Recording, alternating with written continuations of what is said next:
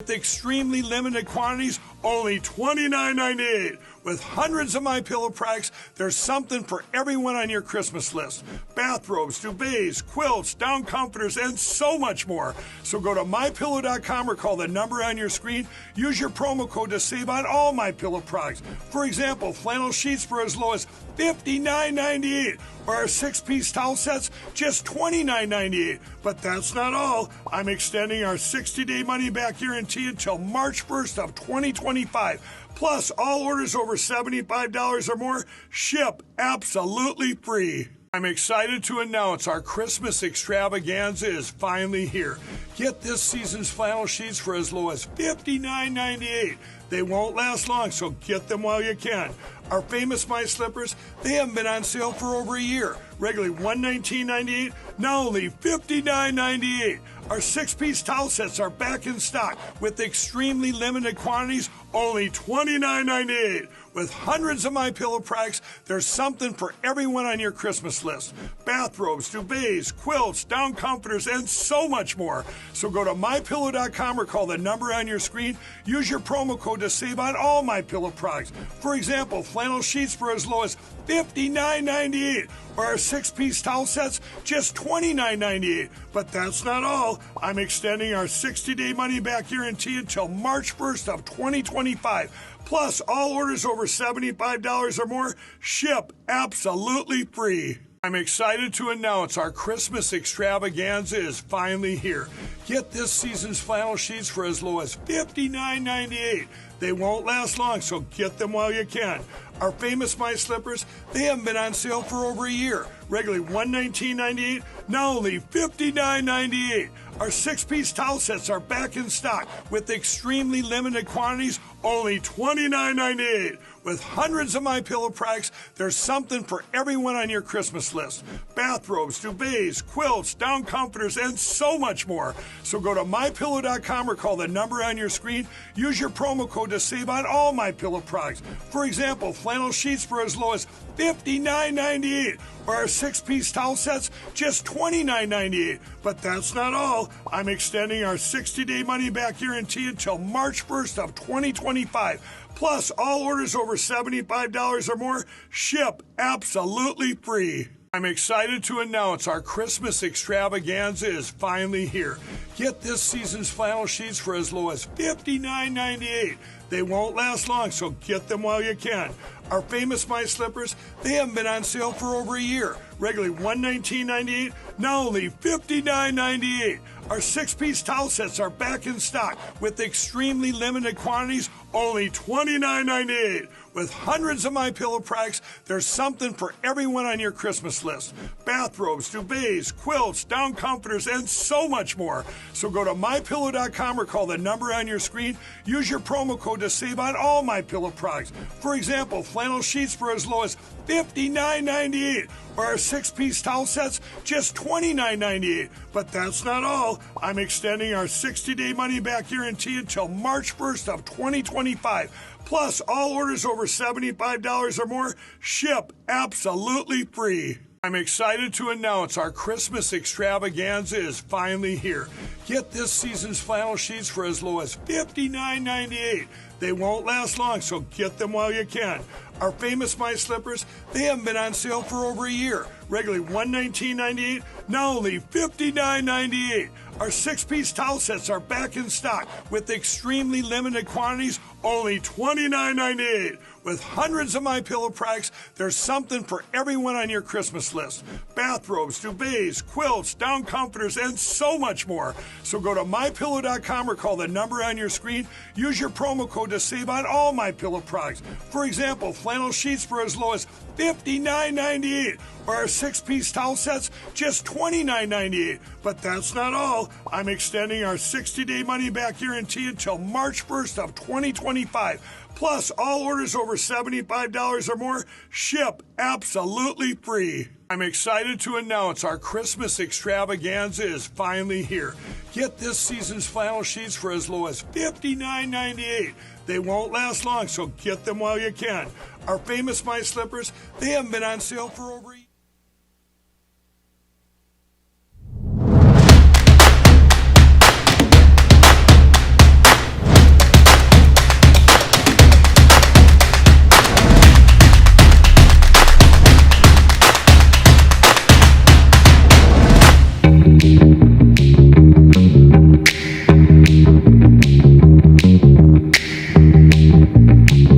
8 o'clock on the East Coast, live from Studio 6B on a Thursday night, January 9th. Glad you're in. Rick Delgado's got the news. Kevin Downey Jr. sitting in. Mr. Downey Jr., host of the Kevin Downey Jr. Show. Heard right here on 103.9 LI News. Mr. Downey Jr., how are you? I'm lovely, thank you. And may I say it's a pleasure and a privilege to be on the same radio station twice in one day and on TV. That is correct. I am the new king of all media. Step aside. You are the king of all media. You are the king of all media, and you are the king of Badgers in the stink aisle or whatever it is. So. I rule over them. You rule over them, exactly. So, Delgado, how are you?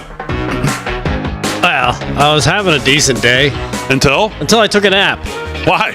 And then I woke up. And then I woke up, and I was having an allergy attack out of nowhere. How did you know this? Were you breaking Because out? I was sneezing like crazy. My eyes were watering. It's been going on since I want to say 3:30. Sneezing all over the place. I finally said, you know what, I'm going to go take some allergy medicine, which was a great idea. Except that I found out it makes me very groggy when I drive. So on the way here, I was fighting it. How many people did you hit? No one yet. Oh, okay. I still got a chance for the ride home, though. So it'll be fun. But if I pass out, you'll know why. Okay. And you'll probably celebrate. That's very possible. Why are there Schwinn stickers all over Delgado's car? Exactly. Aaron Fran holding it down, as always. Slick will be here to do sports in a little bit, I think. I don't know. He didn't tell me he's going to be late, so I'm just guessing, but I think he'll be here. Well, whoever, I'd like to go back and try to remember whoever the hell gave Amy Coney Barrett's name to President Trump should be outcast from any relationship with the White House or the Republican Party or anything. My God, is she a disaster. Absolute, utter disaster. Her and the Chief Justice. Well, the Chief Justice we've known for a long time. Yeah. But Amy Coney Barrett now seems to be tied at the hip with the Chief Justice. I don't know if she thinks she's going to be his little protege or what it is, but these two are just, they're more interested in making sure that the New York Times doesn't write anything mean, and then that they can go to the Capitol Grill there or Ebbitt's Grill or whatever the hell it is there in D.C. and make sure they go out and all the leftists will clap for them when they walk in these places, I guess. I don't know what it is. But once again, Amy Coney Barrett sticks the knife in our back as President Trump's appeal to not be sentenced in this absolute BS kangaroo court scam gets denied because of her. That's amazing. It is such a disgrace. We were talking about, I swear to God this is true. I was on a call and they were talking about covering this event, the Trump sentencing, and I was thinking to myself, there is no way we're going to have to cover this because there's no way this is happening. There's no way SCOTUS won't get involved. They can't. You can't cement lawfare like this and set this kind of precedent that this can happen in this country and continue to happen now to this degree. There's no way they don't take this case or get involved even if it is at the last minute, which the Trump team waited too long to get to them. Mark Levin talked about this 6 months ago, how to get to the Supreme Court on this case. They waited till this week. And quite frankly, he doesn't think their argument, the way they did it, was all that smart either. But that's probably a story for another day. It certainly should have been good enough for the court to see what's going on in this courtroom in Manhattan, what this whole thing's been about. And, of course, this appeal went to Justice Sotomayor because she represents this part of the, they split up. Every justice has a certain part of the country that when things like this happen, they get it first. And then, of course, you have to get whatever it is, 6 of the 9 to agree to take the case to actually for them to hear it. So the Trump team puts in the appeal. And then this is what we get today. 12 hours before Trump needs to be in this kangaroo court again in front of a corrupt judge with a corrupt prosecutor and a corrupt DA who are all in on this together to try to do anything they can from stopping him taking office. And this is what the court puts out tonight. Application 24A666. The application for stay presented to Justice Sotomayor and by her referred to the court is denied for the following reasons. First, the alleged evidentiary violations at President-elect Trump's state court trial can be addressed in the ordinary course on appeal. Okay, well, here's the problem with that. That might be good if it was Joe Blow or he's about to be the leader of the damn free world. He's about to take the most powerful office in the world back. And, oh, by the way, he's got just a little bit of work to do to try to get the country back on track. You think he needs to be worrying about dealing with an appeal in a corrupt court in New York? Talk about impeding the president's ability to do his job. He's got to be worried about this now. They write this as if it's, like one of us in there. Well, you can just do this in a normal course of appeal. What else do you have to do? Just show up and go through it, and then let the process in New York just take its way, like he's just another guy. Can be addressed in the ordinary court. There's nothing ordinary about this. Second, the burden that sentencing will impose. This is the burden that sentencing will impose on the president-elect's responsibility is relatively insubstantial in light of the trial court's stated intent to impose a sentence of unconditional discharge after a brief virtual hearing. So, listen, what are you all getting worked up about here? Bring 34 copy-paste charges against a guy running for the highest office in the land, while the guy who's currently in charge has his DOJ on him, takes his number 3 from the DOJ, sticks him into the New York thing to make sure they can get him.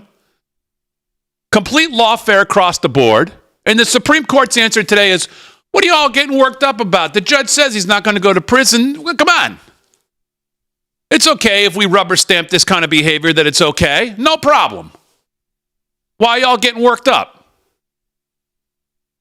Justice, and then here's the key to the whole thing. Justice Thomas, Justice Alito, Justice Gorsuch, Justice Kavanaugh would have granted the application. So your Chief Justice and Amy Coney Barrett, the conservative justice that we had to have, I've said for 10 years since I've done this show, we're still two conservative justices away from having a conservative court. And it's like you keep reaching for those two and they just keep getting, and then you grab one and then all of a sudden, you need 2 more. No matter how many you get, you need 2 more. Yeah, it's the old Lucy pulling the football away from Charlie Brown. Because you continue to wake up on days that, and things that are supposed to be fundamental rights all of a sudden are not, and things that were never meant to be fundamental rights are, and then you get things like this. No opinion. It's not like this is an important case or anything. It's not like he's the leader of the free world about to take office in 12 days, whatever it is. They put out 8 sentences. No, nothing. No, that's it. As far as I know, this is all we got. No opinions. No, where everybody feels about this. No, nothing. Can't read what Thomas thinks or Alito thinks. Can't read. Nope. Amy Coney Barrett, how would she make the case for this? That's it. 8 sentences. This is all we get from the Supreme Court. And what they write in here is disgraceful, given the circumstances.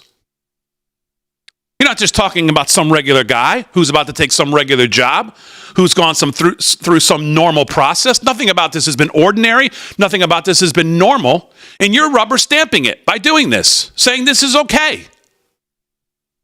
That's the way I read it.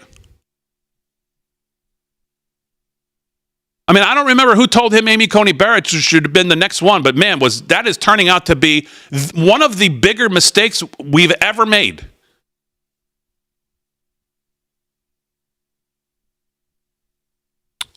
Delgado, any thoughts on this? And this just broke in the last hour and a half, so I don't know how much time you've had to spend with it. I had zero time. I've been stewing with it for about an hour and a half. I had zero time. I did not see the story at all. But it feels like we're again, like you said, we're always we're just short of having the type of court we always talk about, and because of its importance. Because, like you just said, you end up with things that were never meant to be becoming, quote unquote, rights, and other things that should be kind of, like anybody who's breathing like oxygen should be able to make that connection and be like, yeah, that sounds correct.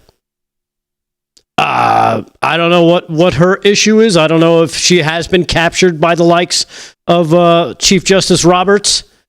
I don't know.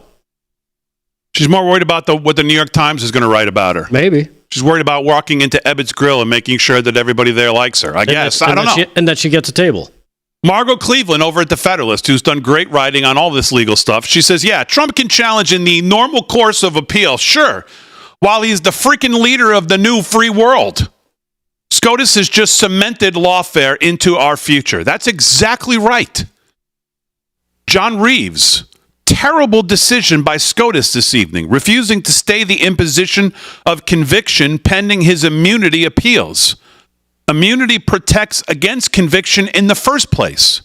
That alone is sufficient to justify a stay. The court totally ignored its own precedent on this matter. Well, the court didn't. Two of them did. Forget the three leftists. You're never going to get anything from them. But Barrett and the Chief Justice, I don't know at this point. I mean, there's nothing we can do. I mean, she's there. They're all there forever. Yeah, for life. And she's just, she's only there, what seems like forever, because every decision seemingly that comes from her is a disaster. All right. Well, but let's war game this out just a little bit. Let's have some fun. You know what I think? Go ahead, Kev. I think when the feds allowed the animals to parade up and down in front of the justices, the conservative justices' homes, I think that scared her. I think and that's what it was intended to do. It's illegal, from what I've read, to do that, but no one stopped them. Not the states, not the feds. They let it through. And then they had that animal come over with the twist ties and the gun. I think that may have thrown her a little bit. And I think that's exactly what these Antifa types intended. And I think it worked. I'll read you what Jonathan Turley thinks when we get back. Just getting started. 13 past the hour, live from Studio 6B.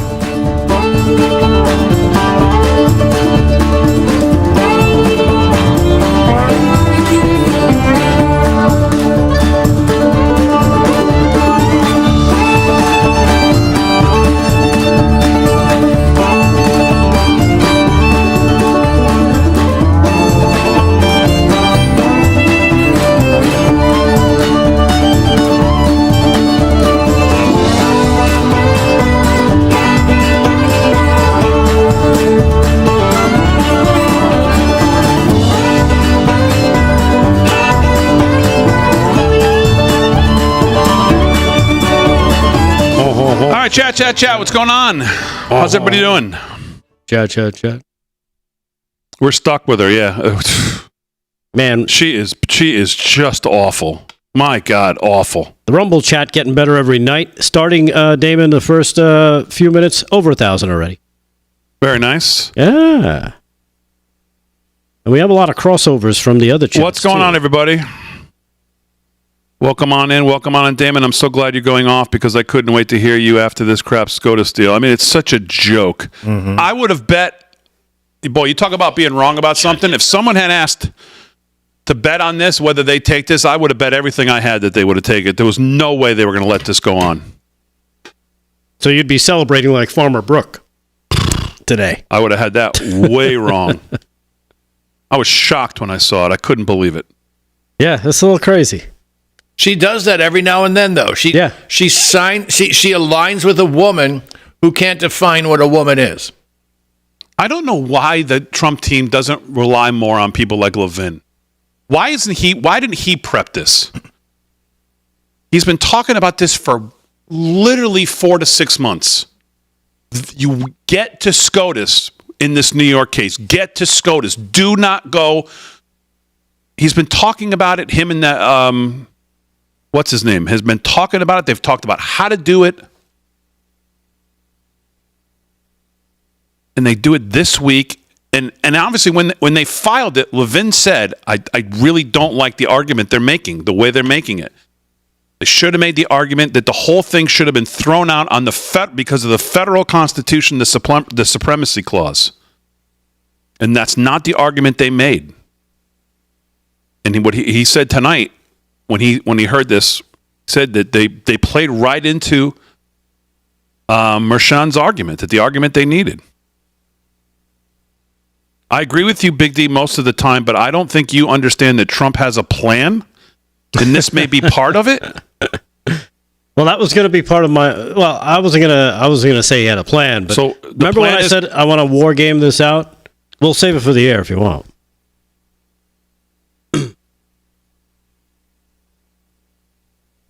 Dave Syverson says, Damon, you're obviously too mad to do your reads. I'm here. Yes, Dave's doing the reads tonight, live from X. Even though he does have 60 minutes to get himself, kind of you have an hour. You have an hour from this segment coming up. Right. An hour and 12 seconds you have, Dave, to get ready. If his clams 18 reads coming your way. Yeah, if his clams are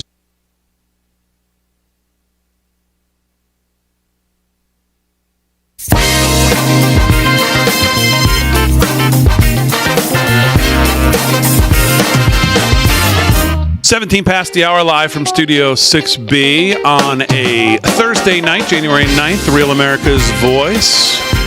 And, of course, on 103.9 LI News Radio in the number one DMA in the country. That, of course, is the New York market right here, Suffolk County, New York, 103.9 LI News. And we are excited to be there and glad to be there. And thank John and all the people at JVC Broadcasting for having us. It's fantastic. And we're looking forward to that. And, of course, you can hear Kevin Downey Jr. sitting right here to my left each and every morning, 9 to 11 there as well. And, of course, he'll have news here coming up in a second. So Jonathan Turley tonight. The denial of the Supreme Court on the Trump stay played out as expected. Well, it wasn't expected to some of us. Maybe it was to him. I guess maybe he was looking more at like Levin was at the argument they actually made, and he didn't think that they were going to, based on the argument they made, take it. Nothing in the effort would have appealed to Chief Justice Roberts, he says. He is the ultimate institutionalist who not only prefers regular order, but a minimal role of the court in political matters. Yeah, but this is so much more than just a political matter. There is an overriding preference among appellate judges for the finalization of cases with sentencing so that the entire case can be reviewed. Justice Amy Coney Barrett also joined with the liberal justices in the 5-4 decision. The sentencing will now go forward. However, in handing down this sentence, Judge Merchan will give Trump an even greater mandate. The New York case is the rawest form of lawfare, and Alvin Bragg is its happiest warrior. For many of us, Merchan will be rendering a final judgment not just on Trump, but on their New York courts. The New York courts failed to prevent this weaponization of the legal system. After millions of dollars and years of litigation, Trump will be given an unconditional discharge in a case that was more inflated than the Goodyear blimp. Even CNN senior analyst Ellie Honig denounced the case as legally flawed and unprecedented. Senator John Fetterman recently put it more simply and called the case total bull you-know-what. The whole case can now work its way eventually back to the United States Supreme Court. Yeah, and Trump's got nothing better to do coming up in 10 days than to have to deal with this for the next 4 years, which, of course, is the goal, which is the whole point. Yes, to keep him busy. It's been the point. How do we not prevent him from taking office? How do we cut him off at the knees? How do we do anything to limit the power and the job he can go in there and do? That's the whole point. To even a novice know-nothing like me, it's so obvious here. And this is just a rubber stamp, seemingly, to me, of this behavior. That they're not willing, just like the 2020 election, by the way, this court is not willing to step into the game. Step into the fire. And if they're not stepping in on pressing things like this, what are they doing? It's so aggravating. He's going to have this tied now around his ankle going in. Oh, yeah, just in the normal course of appeal, he could deal with it. Disgraceful. Yeah. Well, you know what? We'll see how it all plays out. Again, everybody's talked about once this goes to appeal, he's got a great case to have it all thrown out.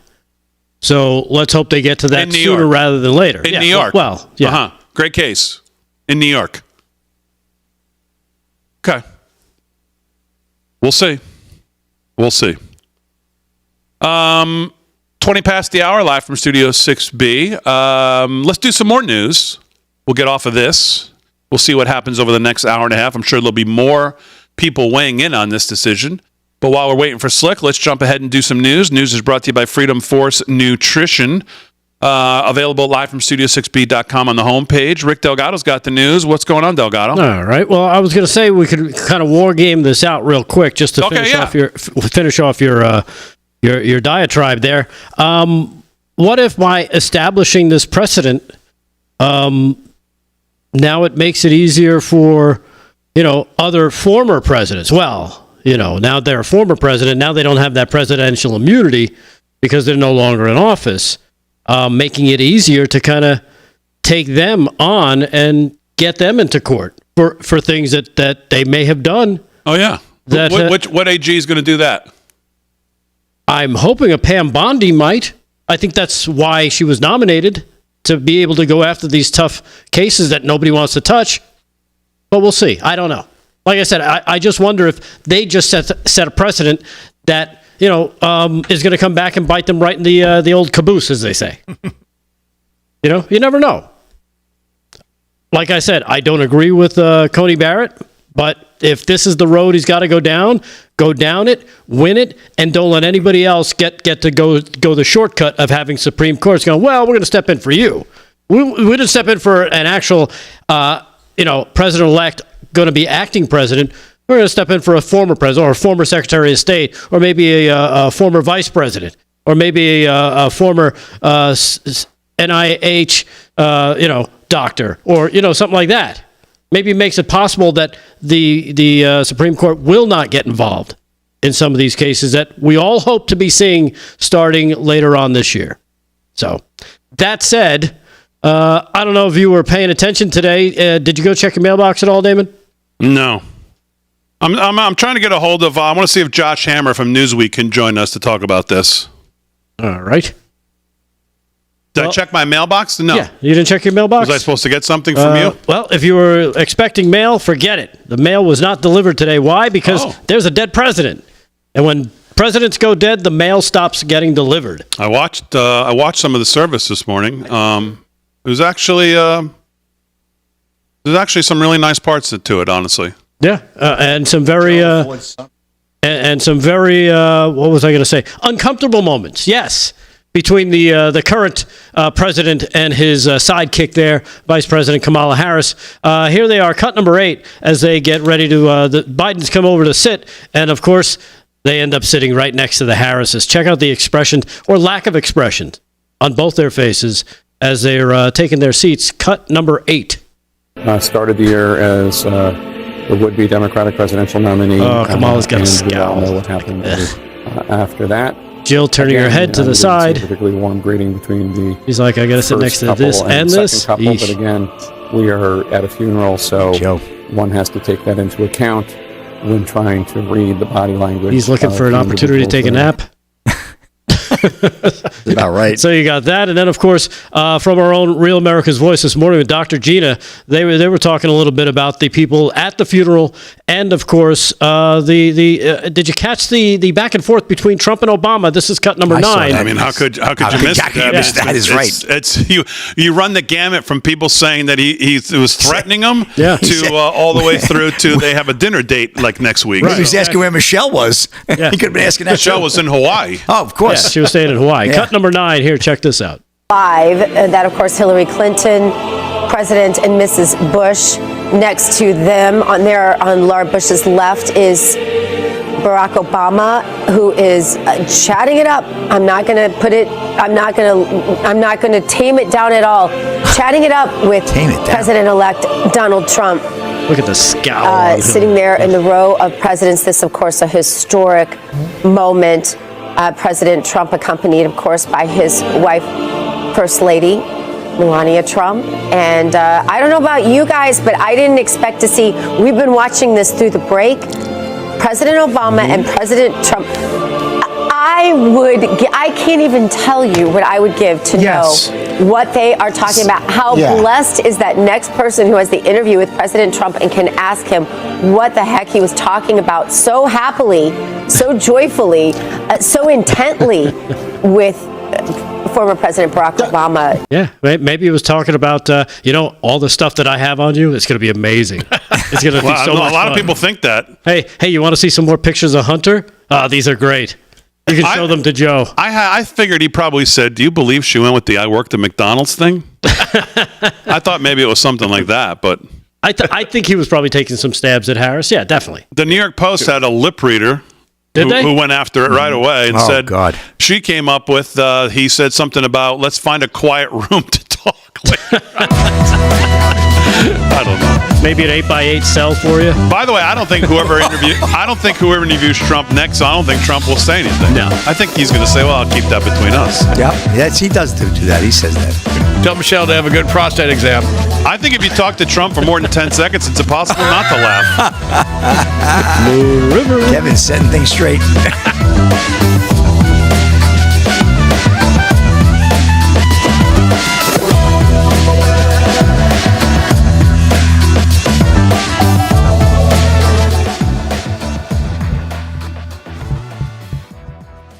Ivan the Chat Slick is here. He made it. Chat.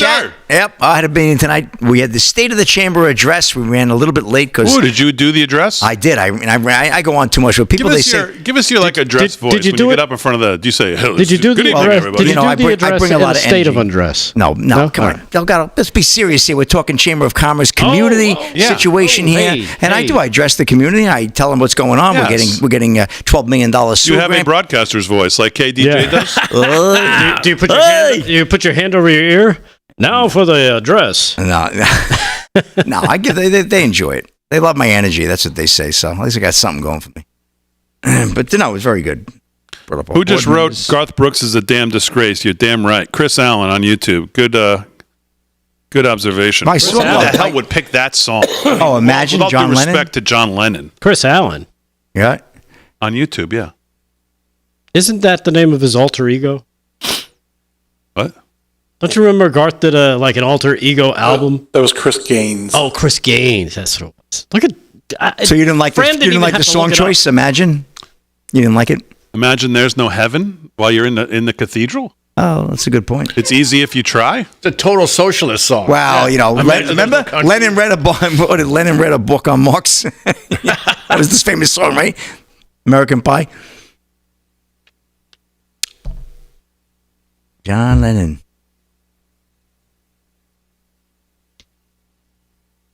Hello, Joyce on Facebook. Zeb on Facebook says song choice horrible. Exactly. Right. Garth is a wuss, man. I probably saw Garth Brooks when I was in college or younger, probably like 14 times. I was such a huge fan. I'm sure I wouldn't walk across the studio to go see him now. Did you go to that big Central Park show? No, I did not. Oh, okay. Yeah, that was. I think I was at Hofstra then, or was I at Hofstra then? What year was that? I don't know. It was. I guess just after he kind of went mainstream and everybody knew who he was. Well, he had gone big before that album. Because, no, I understand that, but then it totally crossed. Like even my mom. He had a million people there. No one ever thought. I mean, right. In New York City, a country guy at that time. We were like, what? Times have changed. Yeah, he's a jerk.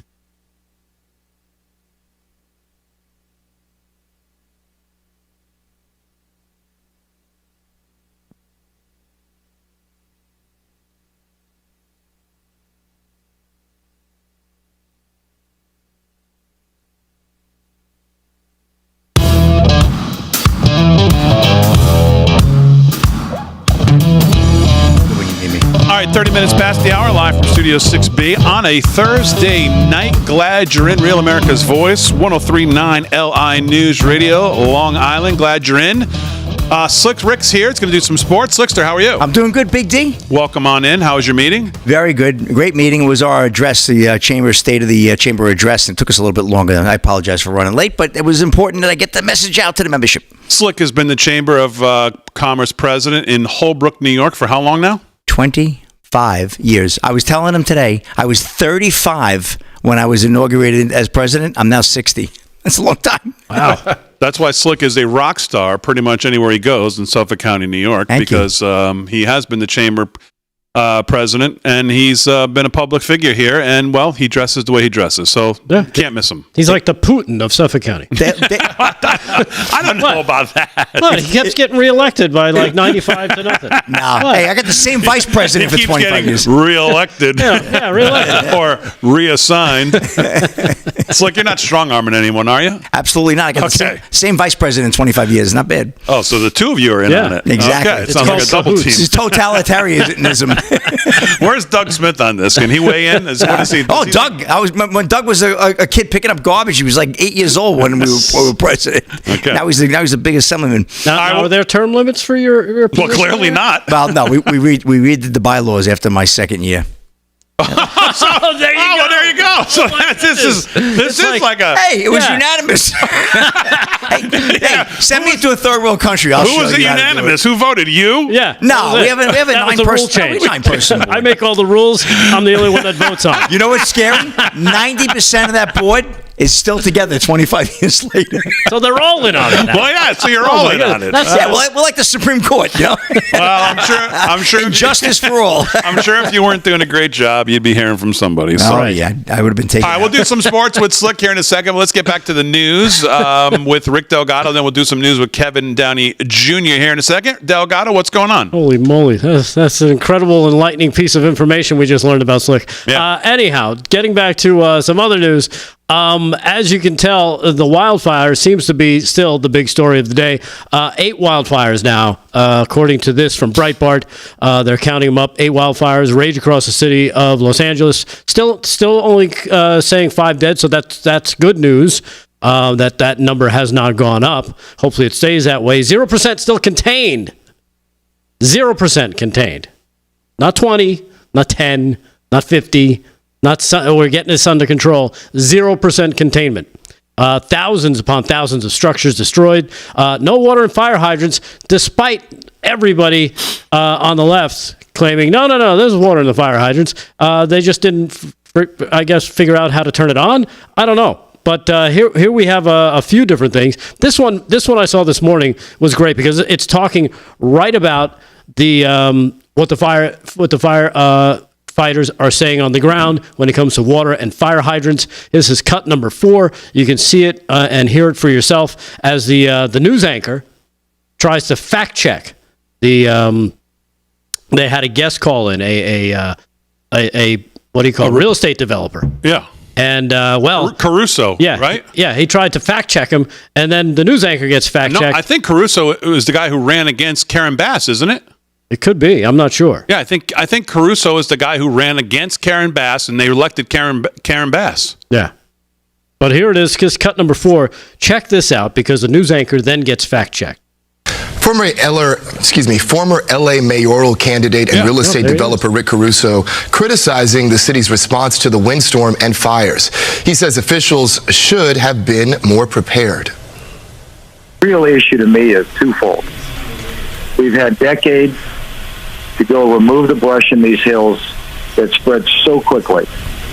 And the second is you got to have water. And my understanding is the reservoir was not refilled in time and in a timely manner to keep the hydrants going. So that's a failure, whether on DWP's part or another city agency. But this is basic stuff. This isn't high science here. And it's all about leadership and management that we're seeing a failure of. And all of these residents are paying the ultimate price for that. Despite what you have heard from Caruso, no firefighters have told us that they are running out of water. Right. And let's go out to Gigi Graciette. She is live in Pacific Palisades. Gigi, I know your signal's not the best. Gigi, what do you think about that? Tell us? Well, firefighters have told me they have no water on this block, and you may be able to make out the ember storm that we're in the middle of right now. This house going to be a total loss. They have no water to put on this fire. They are standing by because they're trying to stave the home that is next to it. Yeah. So again, correcting. So who's this guy in the studio? Correcting their own news anchor, sitting there live in the studio. He might be on. He might be on assignment next. After that, I don't know. I think the system is there to defend itself. I also think this fire is not an accident. What do the Marxists yell? We got to burn it all down and rebuild it. Well, guess what's happening? It's all getting burned down. And, well, what do you know? We just let it go, and it just caught fire. There's no way. I will not believe this was not done purposely. They let that underbrush grow. They don't care about the chipmunk. What they care about, they're Marxists. They destroy. Show me a red town that burns. I haven't seen one in a while. Show me a red town where they allow hippies to burn it down. Haven't seen one ever. This is not an accident. Seattle, they lit fires. Chicago, Minneapolis, everywhere. All the big blue toilet towns just seem to catch fire, and it's just we don't have any water this time. Not buying it, man. This is on purpose. That's all they can do is destroy. And I think what they do is create the perfect storm where all one guy had to do is throw his cigarette out, or a bunch of junkies shooting up. Because God knows there's not a homeless problem in that part of the nation. There's no way. I don't see an accident. I see a lot of on purposes. What do you boys think? Yeah. Well, you 100%. Know what? I see a lot more talk about it. A lot of eco-terrorism talk about what's going on. These are just all of a sudden it's like you got a new one tonight, and all of a sudden it's just. You got more warnings now in Beverly Hills. I have a friend I was talking to today. She's like, "Do you believe this? I just got a warning on my phone to evacuate."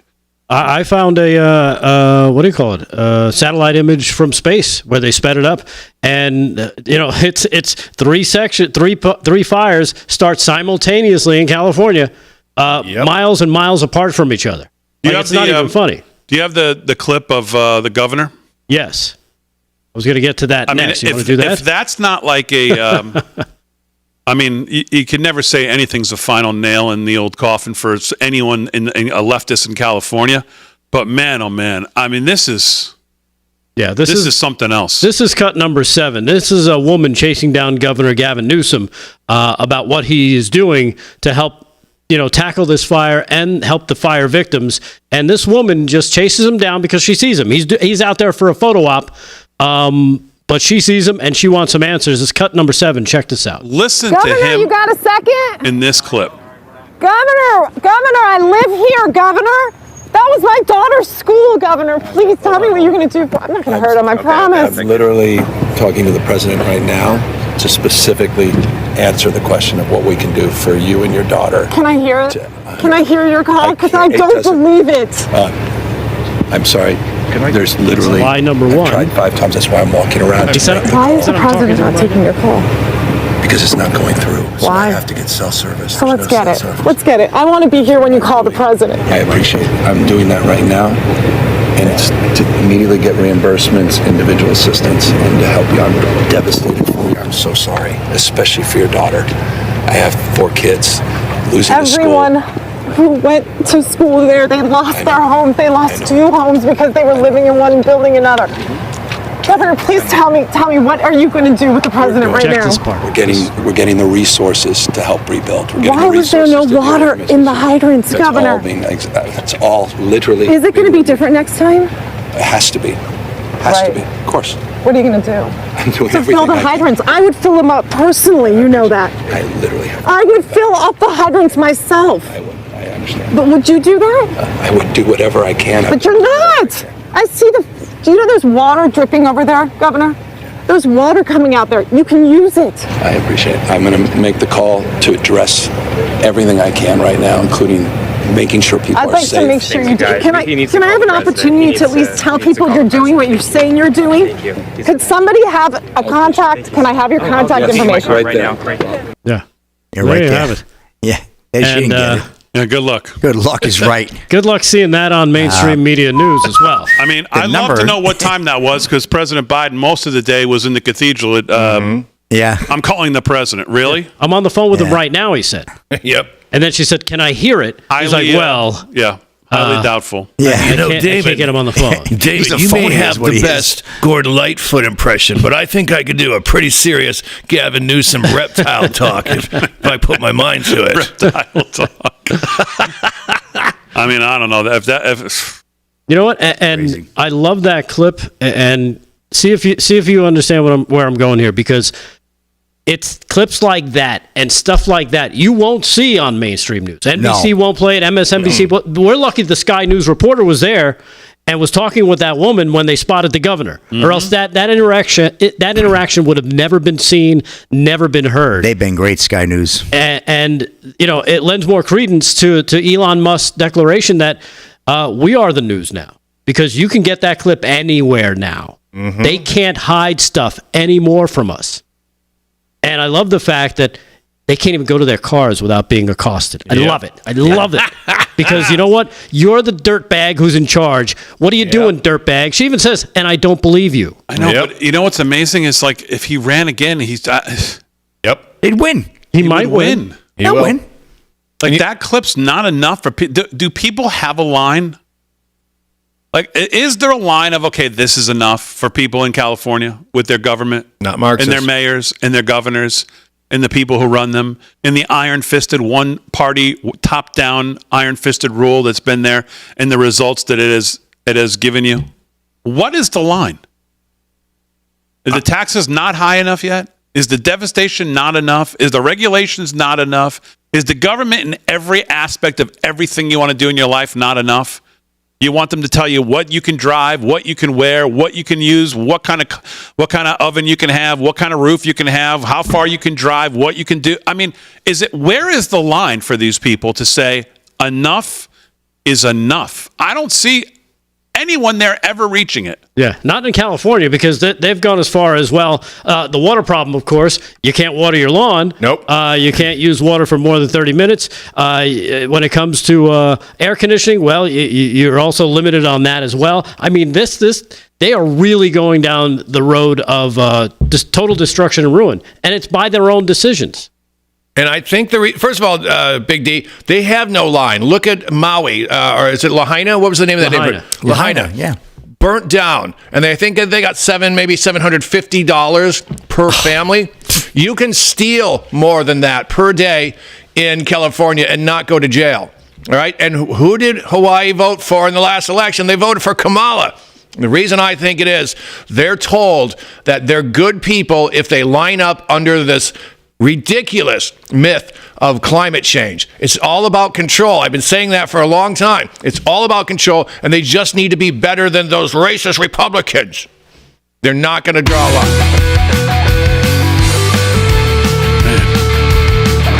All right, 43 past the hour. We'll do some Kevin Downey Jr. news and sports with Slick when we get back right after this.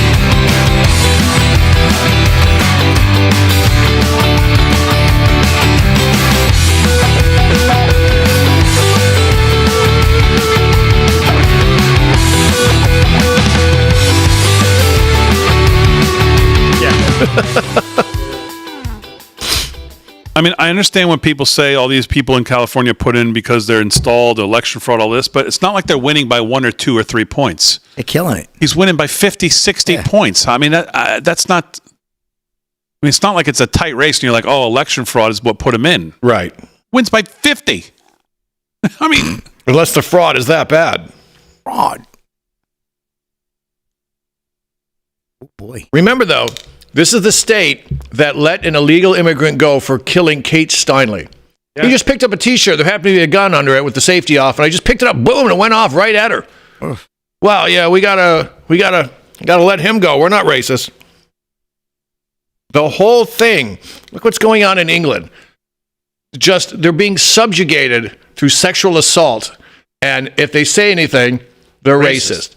And you saw today, I'll save it for when we're on. Hey, Fran, Josh Hammer's going to join us at 9:43. Can we just make sure we have, he's been on before, make sure we have what we need for him?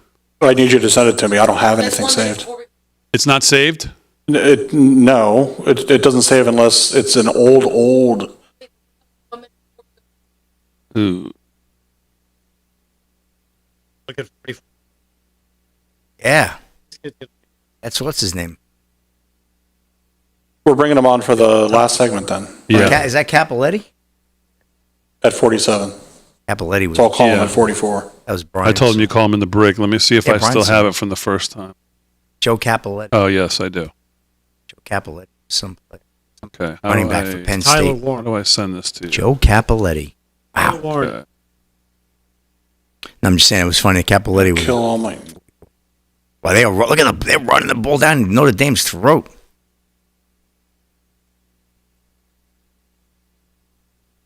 Robert Brooks. Slickness. All right, just send it to you.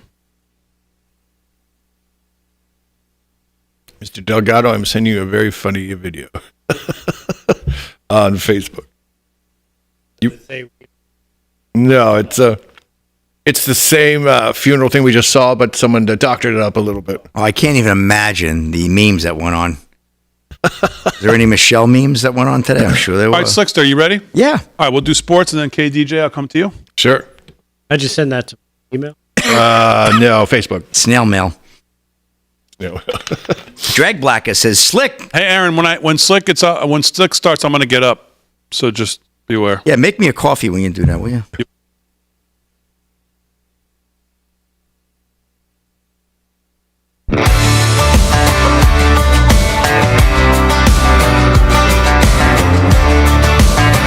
All right, 13 to the hour, live from Studio 6B on a Thursday night. Real America's Voice, 103.9 LI News Radio, Long Island. Glad you're in. Slick's doing sports. Rick Delgado's been doing news. Kevin Downey Jr. will do some news here in a second. Aaron and Fran holding it down as always. Make sure you visit us on our social media at LFS6B, pretty much everywhere. Instagram, LFS6B Show. And, of course, go over to the mothership, live from studio6b.com. Make sure you sign up to be a member there. We send out great coupons on merch, discounts, free shipping, all kinds of stuff. So make sure you sign up to be a member. Absolutely free to sign up, especially if you have a Facebook and Google account. It'll do it really quickly. Live from studio6b.com. Let's do some sports. Sports is brought to you by Mike Lindell and our friends over at MyPillow.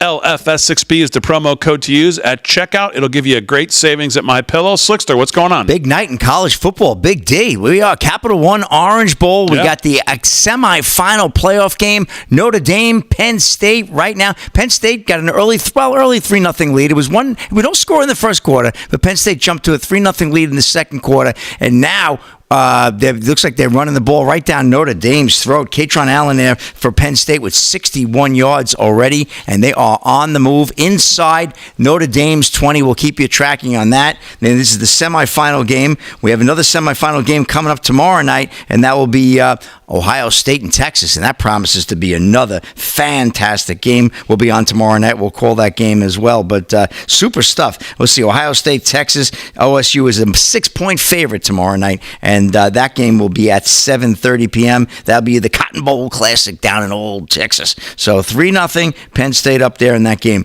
Go around the scoreboard a little bit. NBA right now, we got the Raptors 103-98 over the Cavs. That's the end of the third. 19 seconds to go in the third there. 82-74 Warriors over the Pistons.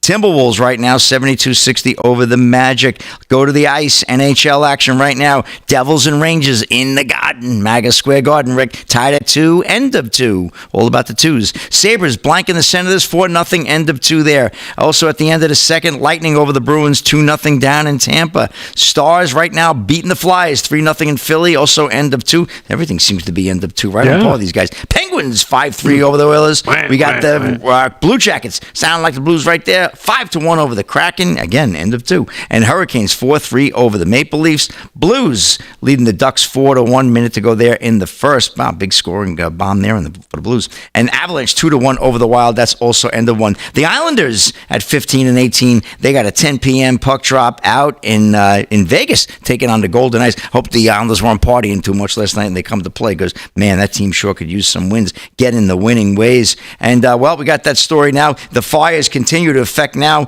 not only, of course, people's lives, which is far more important, but it's also affecting the NFL playoffs. NFL moves the Vikings-Rams playoff game. They just moved that earlier this evening. According to ESPN, the NFL has moved Monday night's wildcard playoff game between the Minnesota Vikings and L.A. Rams. I'm wearing my Rams colors tonight. Somebody noticed in the check. See that? To Arizona. It announced Thursday night, saying the decision was made in the interest of public safety as wildfires continue to ravage Southern California. The game was originally scheduled to take place at SoFi in Inglewood, California at 8 p.m. Monday. It now will be played at Glendale's State Farm Stadium, home of the Arizona Cardinals, at the same time Monday. So they're sticking with the same time, same game. The league said earlier this week that Arizona would be the contingency plan if Monday's game had to be moved. In a statement Thursday, it said it came to the decision to go ahead with the move after consultation with public officials, the participating clubs, and, of course, the NFLPA. I don't think it really changes a whole lot for either team. Minnesota just has to come a little bit south, and obviously Arizona will have to go, the Rams will have to go a little bit east. So I think that's a pretty good neutral site for that game. We'll see how it'll impact it, because Rams play a fast offense on an artificial carpet there in SoFi. So do the Vikings up in Minnesota. So, again, I think it'll be neutral. It'll probably slow down the over and under a little bit, too, playing on the grass. That's a grass field, I believe, at State Farm. So we will see. And that's a wrap in sports. Rick, back to you. All right. Well, thank you, Slick. And again, sports brought to you by Mike Lindell's MyPillow. Go to MyPillow.com. Use our code LFS6B at checkout to save big money on some great stuff from Mike Lindell and his great people over at MyPillow. KDJ, Kevin Downey Jr., of not only PJ Media fame, radio fame, comedy fame. What other fame do you have that we don't know about? Stand-up comedy fame. Didn't I mention that? Did you say that? Oh, I missed it, sorry. I did. Yeah, that's it. You just weren't paying attention. I've only got the 4. Comedy, radio. Rick's a stand-up guy, too, you know. Yeah. PJ and you guys. Well, let's go to Kevin. Kevin, what do you got? I know you've been checking out some things and doing some great writing on PJ Media. Thank you. I've got a piece up at, PJ Media, about, it's called Step Aside Starter Log. Nothing burns hotter than DEI. You might want to check that out. The more you read, the more I drink. The more bourbon. Check this out. This is sick, and it's coming. Well, it's already here. So, as you know, I've been talking about this for years. There's I can only call it a rape epidemic in the UK. It's finally come out. It's getting a little airtime.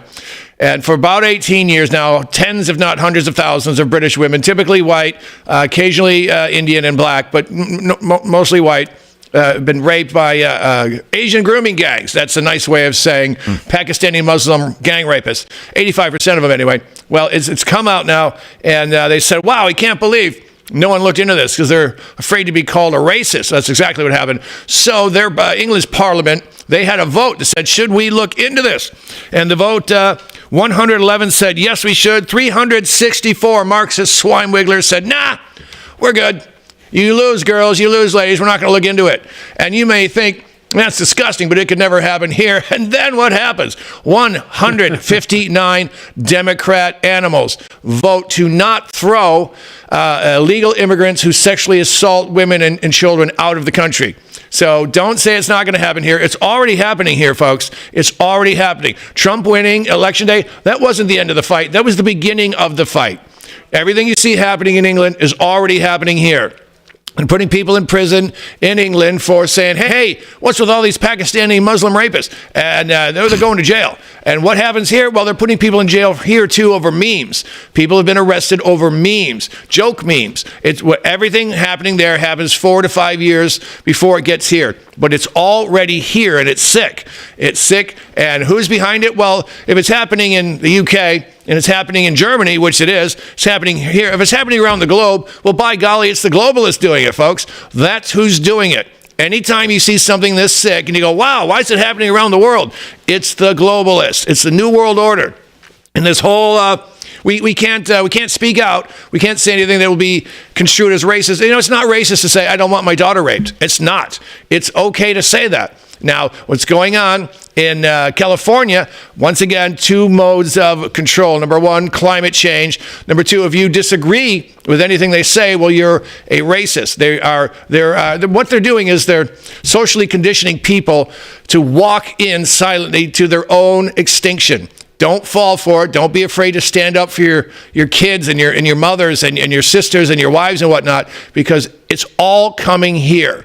I don't know if you heard gang rape in Germany. One guy got 2 years. 10 people they were set free.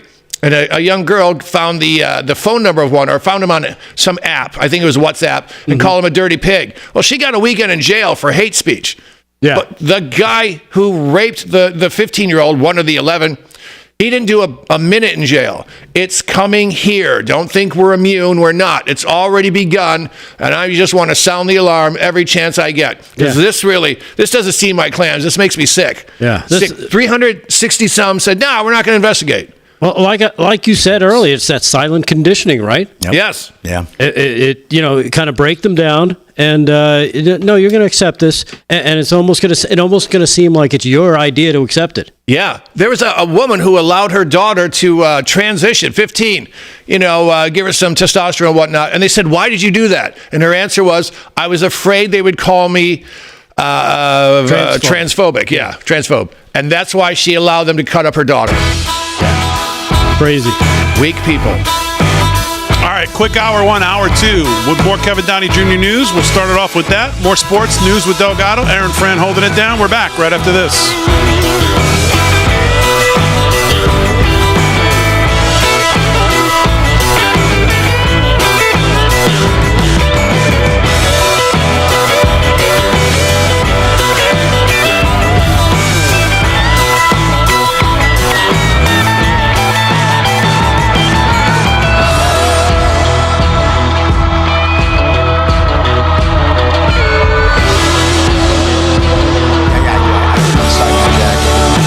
Take my jacket, one side of my jacket off. I run. Where's the cord go? Douglas Bethune on Facebook says someone needs to teach Kevin Downey Jr. how to put his IFB and earpiece on. He looks like he's filling up his ears with fuel.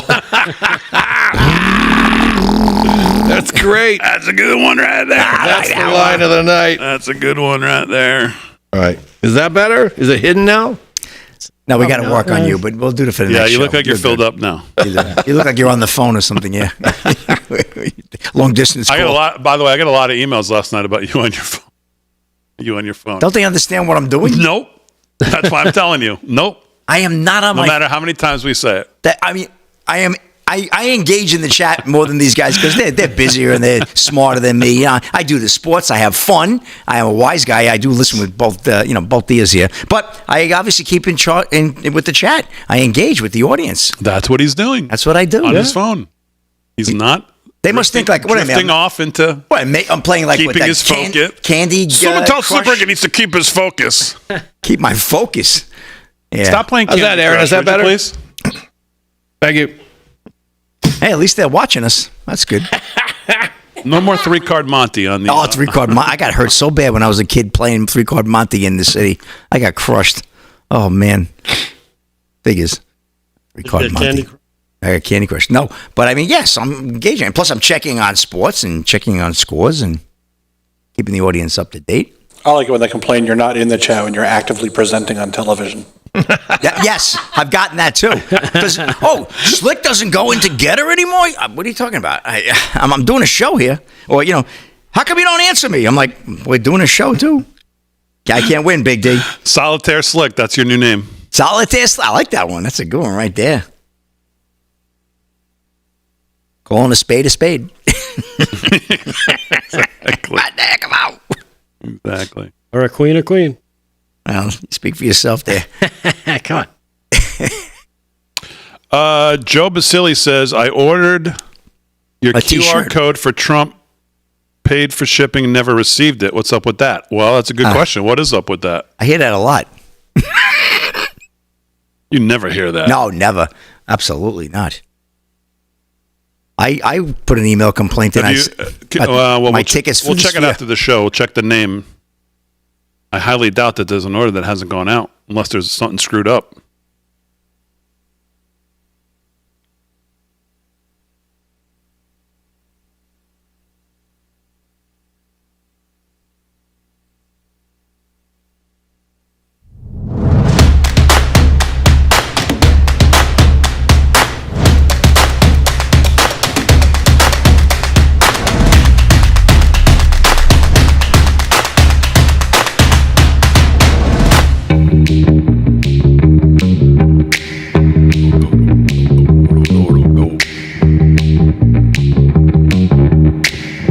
All right, 9 p.m. on the East Coast. Real America's Voice, 103.9 LI News Radio. Glad you're in live from Studio 6B. Weeknights, 8 to 10. Glad you're here. Slick's doing sports. Rick Delgado has the news. Kevin Downey Jr., the host of the Kevin Downey Jr. Show, is here with some news as well. Aaron and Fran holding it down on the big board. As always, glad you're a part of the show. Lots to do in hour 2. We'll do some more sports. We'll do some more news with Delgado. I'll get to a couple other things. Of course, the news of the day, Josh Hammer from Newsweek is going to join us at 9:43. And I really appreciate Josh making time for us here. 47, excuse me. In the last segment of the show, let me just say it that way. And making time for us on a quick last-minute appeal, obviously, as this thing broke right before we came on air, about 7:30. Supreme Court comes out with this absolutely ridiculous 9-sentence paragraph to tell us that don't get all worked up, folks. This is just a regular old situation with a regular old guy who's about to take on a regular old job, and no big deal. Justice Thomas, Justice Alito, Justice Gorsuch, and Justice Kavanaugh, of course, didn't think it was no big deal. They would have granted the application, but Amy Coney Barrett thought otherwise. And, of course, she sided with the Chief Justice, who, you know, it's getting to the point, you know, before you go to the Chief Justice, oh, he sided with the liberals, you go, oh, yeah, of course he did. Now it's getting to the point where you're going to have to say that for both of them. Oh, Amy Coney Barrett and Chubb. Oh, well, of course they did. Because the two of them seem attached at the hip. And I don't know. Josh certainly knows way more about this than all of us on this show combined, so that's why he's going to join us, and we'll get his opinion on what this is, what this means going forward, and how outrageous he thinks these 9-10 sentences are, as if he agrees with me or if he thinks that I'm out of my mind, which is very possible. But I think it's a disgrace that this is all we got from them. And quite frankly, the way they wrote it, like it's no big deal. The alleged evidentiary violations on President-elect Trump's state court trial can be addressed in the ordinary course on appeal. Like, yeah, he's got nothing else to do, right? No. That's a crazy sentence. So he'll join us at 9:47, last segment of the show. We'll talk about this. Let's do some more news with the host of the Kevin Downey Jr. Show, and that is, of course, Kevin Downey Jr. What's going on, my friend? Thank you. You know, there are people who listen to me and then listen to you guys at the linewsradio.com. Really? I get messages, yeah. If they can't watch, they go there. linewsradio.com is where they go. Big D, did you wonder why they're not, Los Angeles, a big city on the ocean, and they're not using ocean water? Did you wonder why? We discussed this last night. I think someone said it had something to do with the salt and how it affects the... right? A little salty. Well, the firefighters' equipment. Look at this. I shall read this in my Gavin Newsom broadcaster's voice.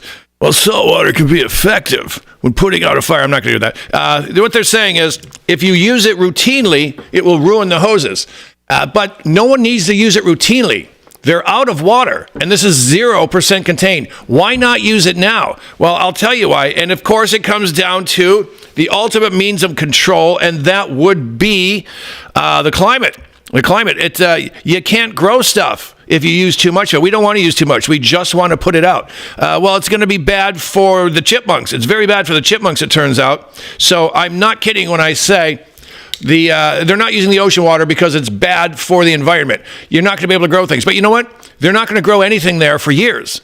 It's charred. You can't grow it. If I had a choice, I would say, maybe save some lives. And maybe, if someone can't grow roses for a while, that would be fine. But now the climate bozos are out. They're out in force, and they're saying, nope, you can't do it. So keep in mind, folks, not only did DEI create this fire, not only did the left create the perfect storm to have this fire, they're also saying we can't use that big ocean right there, not even to save lives. All right? Again, you can use the salt for a while. You just can't use it system-wide or routinely. You can use it once, and it can be environmentally damaging. Not as much as a fire that, there were 3, then there were 4, now there are 8. And if you look at a map, they're not all connected. I don't see how this happens other than someone starting it. Now, about a year ago, not even a year ago, probably less, the skies of New York City turned orange because there were Canadian fires coming down, and there was one of these climate nutter doomsday types who said, it's the Canadian government starting it. And again, he's a climate wacko. He started 14 of the, I think, 24 fires. I promise you, as sure as the sun will rise, you're going to find leftists behind this. Every angle, every possibility, this comes down to the wackos. Or maybe the homeless. I don't know. But that's also another thing that the left created. Well, the homeless are wackos most of the time anyway. They're wackos anyway. Yeah. Now, they have pictures of what could be an arson. He's not wearing a MAGA hat, I'll tell you that much. So I don't know. But, folks, I'm telling you that there have been so many fires started by the leftist animals. And now you can't even use the ocean. They've come up with reasons not to. Never mind that the land is charred. You can't get any salt on it. Well, let me tell you this. Remember that big oil spill in the Gulf of Mexico? And all the cloud huggers went nuts, all the harpies screaming? Well, what are you going to do? Oh, there's oil. It dissipated very quickly. It turns out that the Gulf of Mexico seeps more oil into the ocean every day than that spill. Mother Nature will recover. They know that. Believe me, folks, I hate to brag. I did go to Schoolcraft Community College for a right 2 years, didn't graduate. That's for fancy people. I'm telling you, Mother Nature will survive. It's another reason to let this get out of control. No one's hose is going to be broken. It's just it's a huge fire.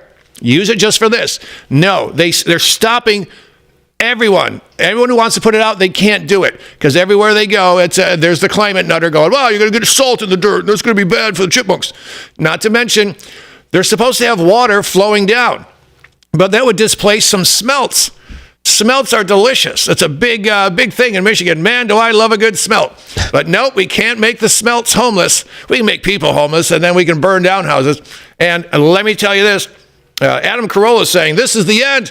The Democrats are going to turn. And we mentioned it briefly earlier. The Democrats are never going to turn. They're never going to turn because they can't think of anything more loathsome than we the people. They don't want to be like us. And that's why this fire is going to cook for a long time. And I think this could get downtown soon.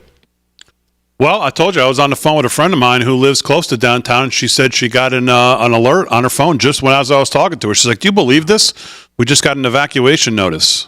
So, wow. It still seems like this disaster is a long way from being contained. Yeah. So, and I also saw that place that I used to live right next to Universal Studios there in L.A. Studio City is burning. Yep. Wow. Which is just on the other side of Topanga Canyon. Try to say that fast. And then there were pictures this morning. A Hollywood sign was surrounded by flames. I don't know if it was completely destroyed yet. Those were not real pictures. What'd you say? The Hollywood sign has not been touched by fire. All the photos that are floating around are AI or Photoshop. Oh, okay, there you go. Okay. All right, very good. 8 minutes past the hour. So when Trump left Biden's, that's an interesting slip. Carter's, I'm surprised Biden walked by the casket and didn't try it out. Anyways. Didn't fall in. Carter's funeral services, I guess he went back to Mar-a-Lago. Which is interesting because I'm wondering if, I guess the Supreme Court decision didn't come down until about 7:30. This was at about 7:30, 4:30 Pacific, so it was 7:30 Eastern. He met with all the governors at Mar-a-Lago, and guess what? He was asked about his interaction with President Barack Obama, and here's what he said. Off the top, you mentioned the Carter funeral today. What were you talking to Barack Obama about? It did look very friendly, I must say. I didn't realize it. I didn't realize it, how friendly it looked. I saw it on your wonderful network just a little while ago before I came in, and I said, boy, they look like two people that like each other, and we probably do. We have little different philosophies, right? But we probably do. I don't know, we just got along, but I got along with just about everybody on that. We met backstage, as you know, before we went on, and I thought it was a beautiful service, but we all got along very well, which is good. There you go. So he's not saying. And people, I think, missed that point because people saw Bush walk in, and Bush just went over and kind of just walked in, and people were thinking, well, what's going on? They had all spent some time together in this room that supposedly is pretty tight. So they had all spent some time in this room before they went out to the seats. So I thought I heard that they met at the White House prior to that with the family. They had invited the past presidents to a gathering at the White House prior. You might be right, Slick. Yeah. I didn't hear that. I know they met at the cathedral in a room designated for them, as I think that's what he was referring to. Mm-hmm. One other thing I want to show you out of the Mar-a-Lago thing with the governors. While the governors were getting ready for their press conference, some reporter there decided to go after the governor of Florida about President Trump's shots that he was taking at Governor Newsom. And, well, let me just say, I'm not sure who the reporter was, but it didn't go too well for him. Here's that clip. It's appropriate for the president-elect or a president to be criticizing. Is it appropriate for people in your industry to try to create division and to try to create narratives anytime these things happen? Now, you're not as interested in doing that because Newsom is a D. If Newsom was a Republican, you guys would you would have him nailed to the wall for what they're doing over there. And I know we've dealt with it. We just assume in Florida, anytime something happens, it's going to be politicized by the media. So you guys sitting in judgment of Donald Trump, I mean, excuse me, I think your track record of politicizing these things is very, very bad. Okay, last question. Newsom should resign and that the wildfires are all his fault. So do you agree with those comments? I remember when we had the Surfside Tower collapse, I had people from the Washington Post trying to blame me for it immediately without having any facts or anything. Oh, he didn't declare a state of emergency. First of all, state of emergency doesn't mean you can't respond. It's all that. Excuse me? Biden did it. I think that's what she's saying. Well, but what I'm telling you is you guys are trying to make an issue of it when I have watched from this seat. In fact, when I got elected governor, I was meeting with some of the other Republican governors, and what they would say is, hey, if you have a natural disaster, just know media's coming at you, they're going to do it. It's not the same. That mayor of L.A., if that were a Republican mayor, I could only imagine what that would do. I mean, you know the fires are at high risk, and you try to go to Africa or wherever she was to go on some type of voyage. You should have been there preparing and doing that, and yet I don't see a lot of heat being directed in that thing. And so, I'd like to see some balance on how this is done. You can criticize the president-elect, but I think you also have to hold these other people accountable, and I have not seen that. Yeah, you're not going to see it. He's right on the money. Hey, look, it's Florida DeSantis.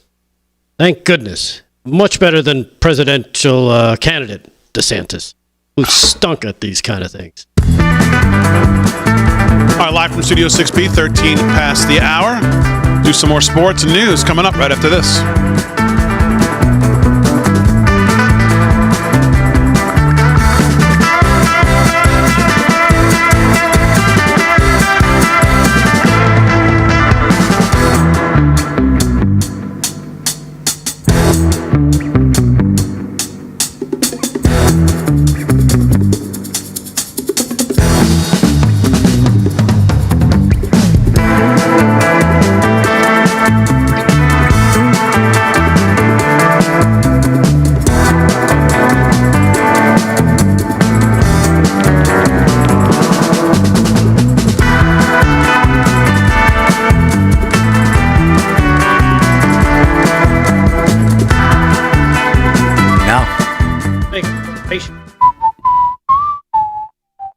That's not an accident. It's like a fruit cocktail.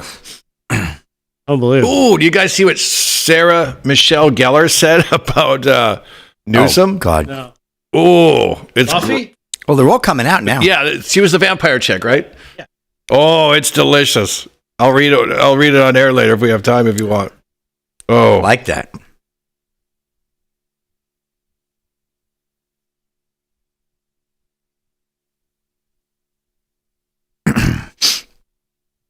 Come on, let's get that YouTube. Let's get that chat over 1,000. Come on, right there. I'm in the YouTube chat, Big D. Eyes on Heaven says, if anybody messes with Slick Rick, I'll kick their arse. Ooh, their arses. Yeah. Eyes on Heaven is, behaving and spelled it in English, A-R-S-E. That's what really hurt you.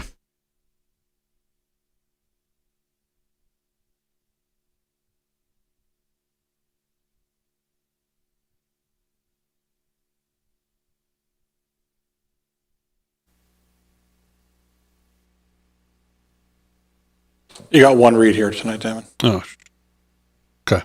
That time already? I got here late. Wow. Show goes, I think we should start doing 3 hours. It goes so fast. Damon's like, okay, Slick, we'll leave the light on for you. Knock yourself out the last hour.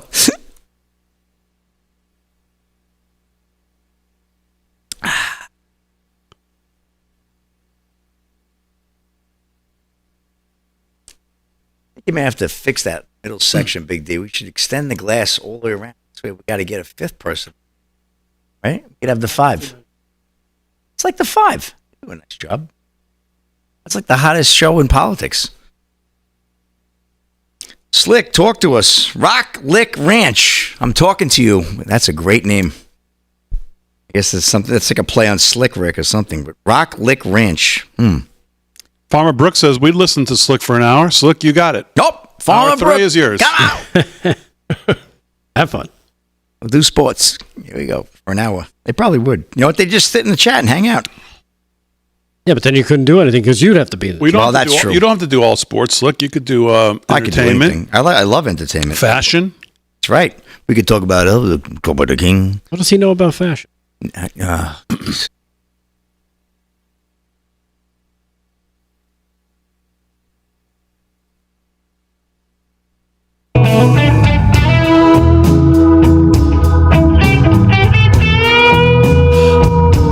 I sound like the blues. 17 past the hour. Attention, America. The first 100 days of President Trump's new administration will shape the future of our nation. Will Washington deliver on the promises that matter most, like securing the border, restoring energy independence, and cutting wasteful spending? Well, our friends at AMAC, the Association of Mature American Citizens, are holding our leaders accountable with the first 100 days tracker. This is a great idea. This powerful tool keeps you informed on the administration's progress, tracks key priorities, and empowers you to join the fight for a stronger America. And during these critical first 100 days, AMAC is offering an exclusive deal, 47% off of a 5-year membership. Normally $60, which is a joke in itself.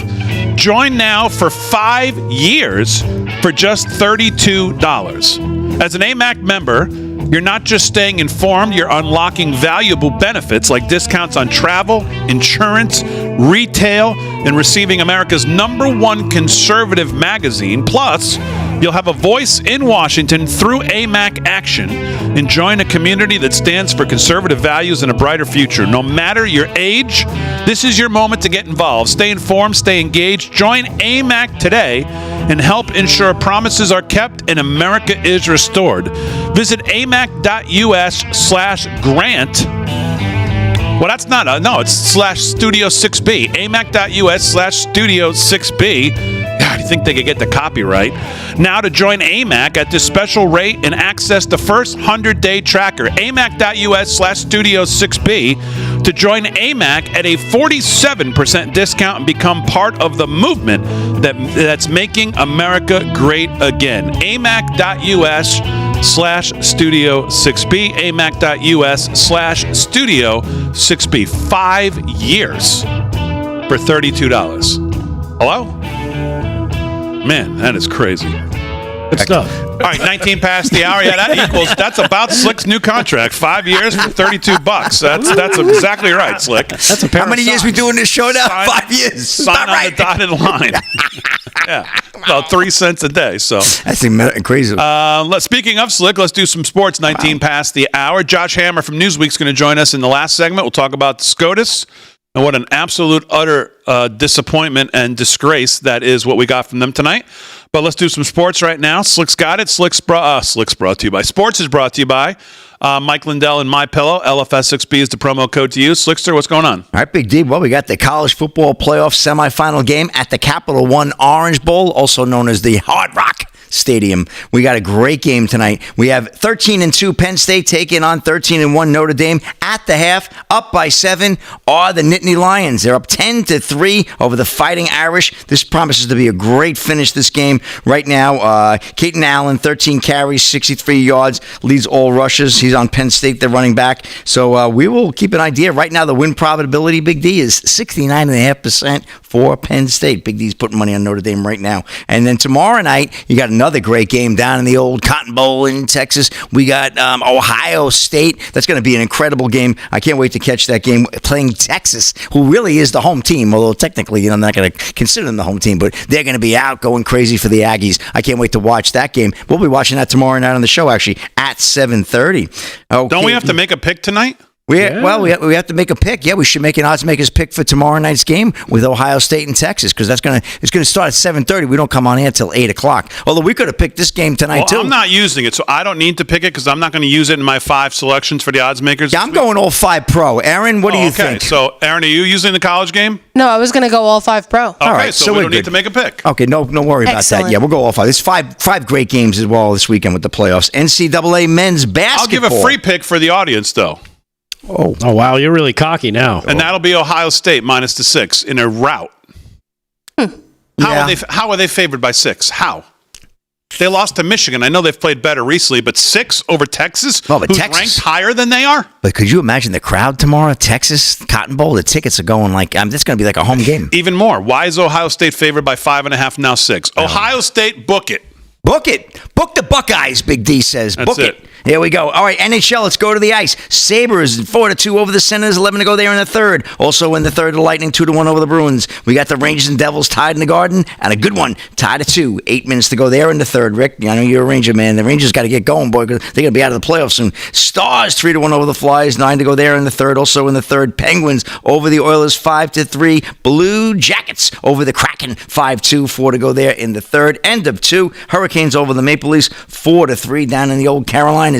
Blues bombing the Ducks 6-1. Boy, that game is in what it was all cracked up to be, going in 11 to go there in the second. The Avs over the Wild 2-1, 8 to go there in the second. Islanders and Golden Knights coming up at 10 o'clock. And you know what? I'm going to take a little more time here. I got a quick story, Big D. Wait, Farmer Brook likes Ohio State? Uh-oh. You might be in trouble. Ooh. Oh, that just throws a monkey wrench into everything, right? I'm going to retract my free pick for the audience. No. Just kidding. If Ohio State wins tomorrow night, Big D's flying Farmer Brook down to the local 7-Eleven. Okay, we got the Lakers coach, J.J. Redick, also lost his home in the Carolina wildfires. Dylan Gwynn at Breitbart. Thousands of Californians have lost their homes due to the out-of-control wildfires that have consumed the greater L.A. area, and Lakers coach J.J. Redick is among them. At least 5 people have been killed in over 2,000 homes and structures in the fires that began on Tuesday. On Thursday, NBA reporter Shams Charania reported that the Lakers-Hornets game scheduled for that night at Crypto.com had been postponed. Charania also reported that Redick's home had been destroyed. So Coach Redick, former Sixer, very, very sad. So that's a wrap in sports, Big D. Back to you. All right, Slick, let's do some news. News is brought to you by Freedom Force Nutrition. Rick Delgado's got it. What's going on, Delgado? All right. Well, according to this headline, Citizen Free Press, Donald Trump has issued a statement on his Truth Social. I also got this from KDJ. KDJ at Kevin Downey on Jr. SCOTUS? Yep. Let me go check it. KDJ, what is it? Kevin Downey Jr. fame, says, I appreciate the time and effort. This is Donald J. Trump. The time and effort of the United States Supreme Court in trying to remedy the great injustice done to me by the highly conflicted acting justice who should not have been allowed to try the case. Every legal scholar stated unequivocally that this is a case that it should have never been brought. There is no case against me. In other words, I am innocent of all of the judge's made-up fake charges. There was nothing other than weaponization of our justice system against a political opponent. It's called lawfare, and nothing like this has ever happened in the United States of America, and it should never be allowed to happen again. To this day, this highly political and corrupt judge has put a gag order on me, which takes away my First Amendment right to speak out about the very important aspects of the case. For sake and sanctity of the presidency, I will be appealing the case, and I am confident that justice will prevail. The pathetic, dying remnants of the witch hunts against me will not distract us as we unite and make America great again. And again, that is posted from President-elect Donald J. Trump, who's just days away, less than 2 weeks away from being sworn in as the 47th president. Have you been following Bongino's commentary on Inauguration Day? How uneasy he is about it? No, I didn't see that. Okay. I was just wondering, because I've caught bits and pieces, but I haven't caught, like, what part of Inauguration Day is he most uncomfortable with? Like, the president's going to have to be protected when he's up there, obviously taking the oath, giving his speech. What is he worried about? I haven't caught what part he's worried about. Yeah, I'm hearing a lot. I can't imagine he's going to go marching down Constitution Avenue there, or whatever the hell it is. Jump out of the car and start waving. Right. I mean, he's not doing that, right? I don't think so. Got to watch these drones, though. Maybe he's concerned about afterwards, because I know that's kind of a tradition they do after everything has happened. They get in the car, they start going through, people are cheering, and sometimes they jump out. Well, you can't. Come on, you can't be. There's no way you could be doing that. I don't know. All right, 26 past the hour, live from Studio 6B. More news. Delgado and Kevin Downey Jr. coming up.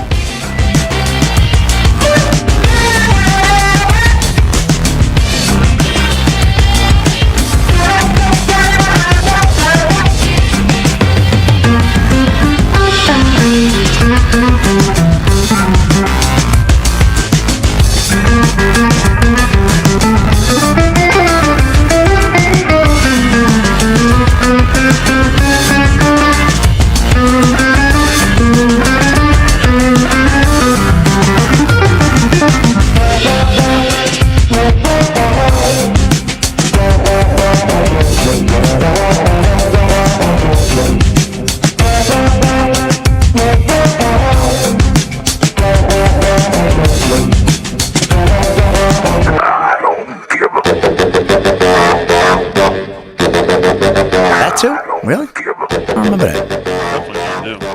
I don't remember that bottom. I'm gonna hiss a You don't remember that bottom? I find that hard to believe. Friend, you can start mixing in art lists now too, right? I can show you. Once you give me the login, yeah. Oh, I saw that already. You saw that one? Bottoms up. That's a good point. Same color as you. That's a good Pizza point. Friday. I saw that. That's why I left it there. Yeah, I know. Live in the chat. Let's see what's going on in the Twix chat.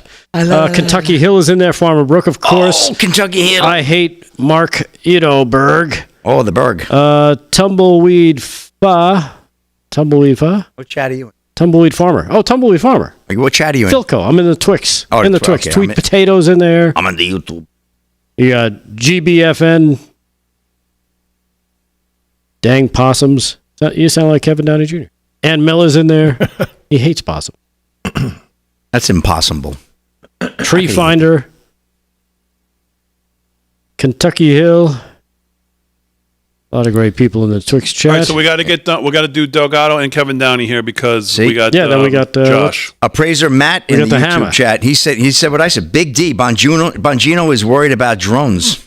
That's what I said earlier. Oh, is he really? That's what Appraiser Matt says in the YouTube chat. Okay. So there you go. All right, so there you have it. Could be drones. Yep. I said that before too. I said the same thing. I said I think they're worried about those damn drones.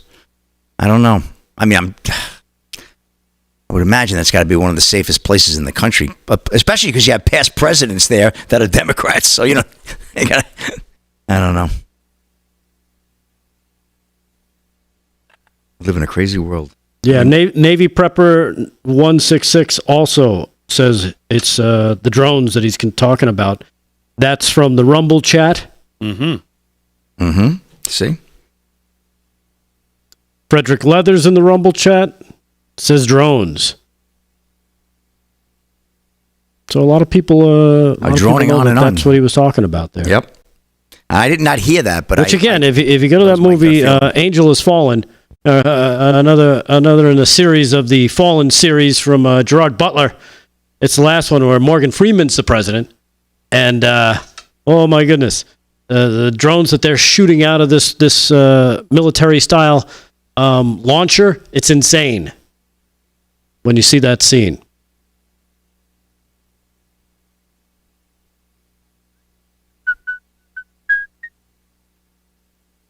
Drones, yep.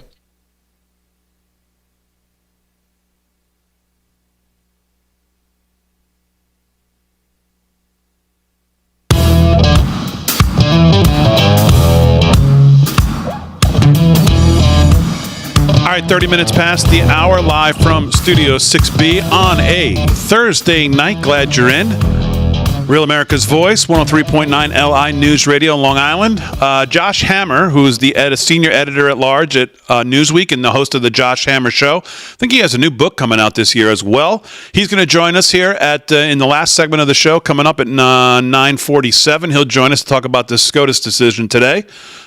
Slick's been doing sports. Let's do a little more news with Delgado. Then we'll join Kevin Downey Jr. as well, see what he's got going. Delgado, I'll start with you. What's going on? Hey, real quick to follow up on your concerns regarding what Bongino was talking about. A lot of people in the chat filling in that blank for you, Damon, is saying it's drones and drone warfare. We're talking about Dan Bongino, right. What he's worried about on Inauguration Day. Yep, Navy Prepper 166 in the Rumble chat said it. A bunch of other people. I think the YouTube chat, we found the first person said it there. So it could be drones. You know what's also concerning, and I don't know if why we never. And I meant to bring it up. I kept meaning to bring it up and send the clip in, and I never did it.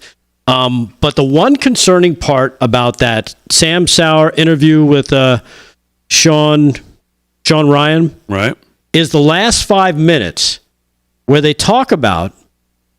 And again, I don't know why nobody has talked about this. That they had confirmation that surface-to-air missiles had been smuggled into the United States, right. Iraqi surface-to-air missiles, with the sole intent of taking down Trump Force One. Yes. Mm-hmm. And I don't know why nobody wants to talk about that. I keep forgetting to bring it up myself. But I think that was another big takeaway from that interview. And again, we still don't know really much about the Vegas thing, and I think the Vegas thing is a much smaller thing. What we really should be focusing in on and talking more about is the terror attack in New Orleans, because they're not done. There's probably, they said more than 1,000. Well, that was just one guy. So I think we should be paying more attention to that as well. Josh Hammer, speaking of him coming up, he's got a piece in Newsweek about that. Bourbon Street Massacre is what globalized the infidel looks like. And that's his opinion piece in Newsweek right now. It's came out on January 3rd, actually. You can read that. And he'll come up in the next segment. So what's going on in the news? But you're right, Delgado, by the way, that was basically, he said that was absolutely confirmed. Yeah, that was confirmed. And that confirmed. they briefed Trump about it, and they actually started making maneuvers at the time when it was kind of hot and heavy. Right. And then he also went on to say that they believe that all those individuals that were kind of responsible for that had been apprehended. But not the actual weapon. Right. So that could still be out there. Something to keep an eye out for. Listen, you can call me naive, call me a lot of things, and that's when I'm not going to disagree on a lot of things. We wouldn't do that. I cannot imagine the airspace on that day is something we have to worry about. I just don't. The perimeter that has to be had, the things that have to be on stand, I can't see how airspace could be something we'd have to worry about. You'd think it'd be the safest place in the country. You really would. You'd hope. It is the most monitored airspace in the U.S. And yet we can't follow drones over New Jersey. Well, no one cares about New Jersey. Nobody cares about New Jersey. Hey, speaking about things that people actually do care about, it's I got a few more clips about this L.A. wildfire. I don't know if you saw this, but Megyn Kelly, she went off on the L.A. fire chief, blasting away. We cut out some of the spicier stuff. I mean, she is so good. But she makes a really good point here about, what your job is as the fire chief. This is cut number 2, Megyn Kelly. Check this out. We don't care about your lady parts, and we don't care who you want having access to them. Can you fight fires? Can you make sure there's water in the fire hydrants? when you realize in Ventura County, this is a massive problem. When you realize that California is going through a drought where they haven't had rain in weeks and months, I don't care who turns you on. And you know why they have only 100 women in a squad of 3,300? Because women tend to be smaller and not as strong. And unless you lower the requirements to become a firefighter, most women can't pass the test. Yeah. That's what she had to say. Again, she goes on a little bit longer there. Used some very colorful language, some that the kids might not be ready to use just yet. But that was Megyn Kelly. I mean, she's not wrong. No, she's not wrong at all. Is there anybody who thinks? Is there any woman who's a firefighter that's going to go and carry me out of a second floor burning if I had to be saved? No. Yeah. There's not. Exactly. There's just not. Here's cut number 3. Here's Joe Biden doing a little rewinding back to 2021 when he talked about his infrastructure bill and how it's going to be so great for everyone, especially the people in California, because they've dedicated billions of dollars just for emergencies like this. Cut number 3. Let's see how well this is aged. Is that it includes billions of dollars to strengthen wildfire preparedness, resilience, and response. It includes funding for prevention efforts like forest management and to restore millions of acres of high-risk areas to protect homes and public water sources for drinking. And, and overlaying all of this is the necessity to successfully confront climate change. Yeah, because it's all about climate change. Of course. Meanwhile, if they're so concerned about climate change, you would think they'd want to fight fires because of all the carbon that would be released from all the smoke and the soot and everything, all the plastics and all the other things that are burning in all these fires. But no, don't worry about that. We need some smelt fish sandwiches, and we need them stat. Finally, with the L.A. fire, here is, here you're gonna like this one. Mayor Bass finally makes it to a microphone, Damon, and she suffers a Joe Biden type moment. Oh yeah, reading from her script. This is cut number 6. Check this out. Build stronger than ever. Right now, if you need help, emergency information, resources, and shelter is available. All of this can be found at URL. Yeah, URL. Los Angeles, together is how we will get through this. Through the heroism of our firefighters, the vigilance. The only thing she didn't say was / semicolon. Yeah. URL. Los Angeles, you're going to burn. Sorry. Yeah. You're getting no help. Right? You're a real loser. Because this is the competency level of the people who lead your city. This is what you voted for. URL goes here. Get help at URL. Yeah. Oh my! I mean, just it could have qualified as a crazy town. It's better. Cut number 1 here is my final clip about the fires, and then we'll hand things over to Kevin Downey Jr. Remember last night I pointed out that strange anomaly we saw flying through the air. Oh God! Comparing it to the video that I took about a year ago. To the day, by the rockets.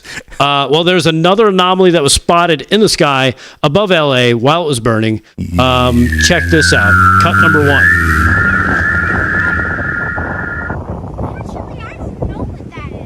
It's a kite. What's wrong with you?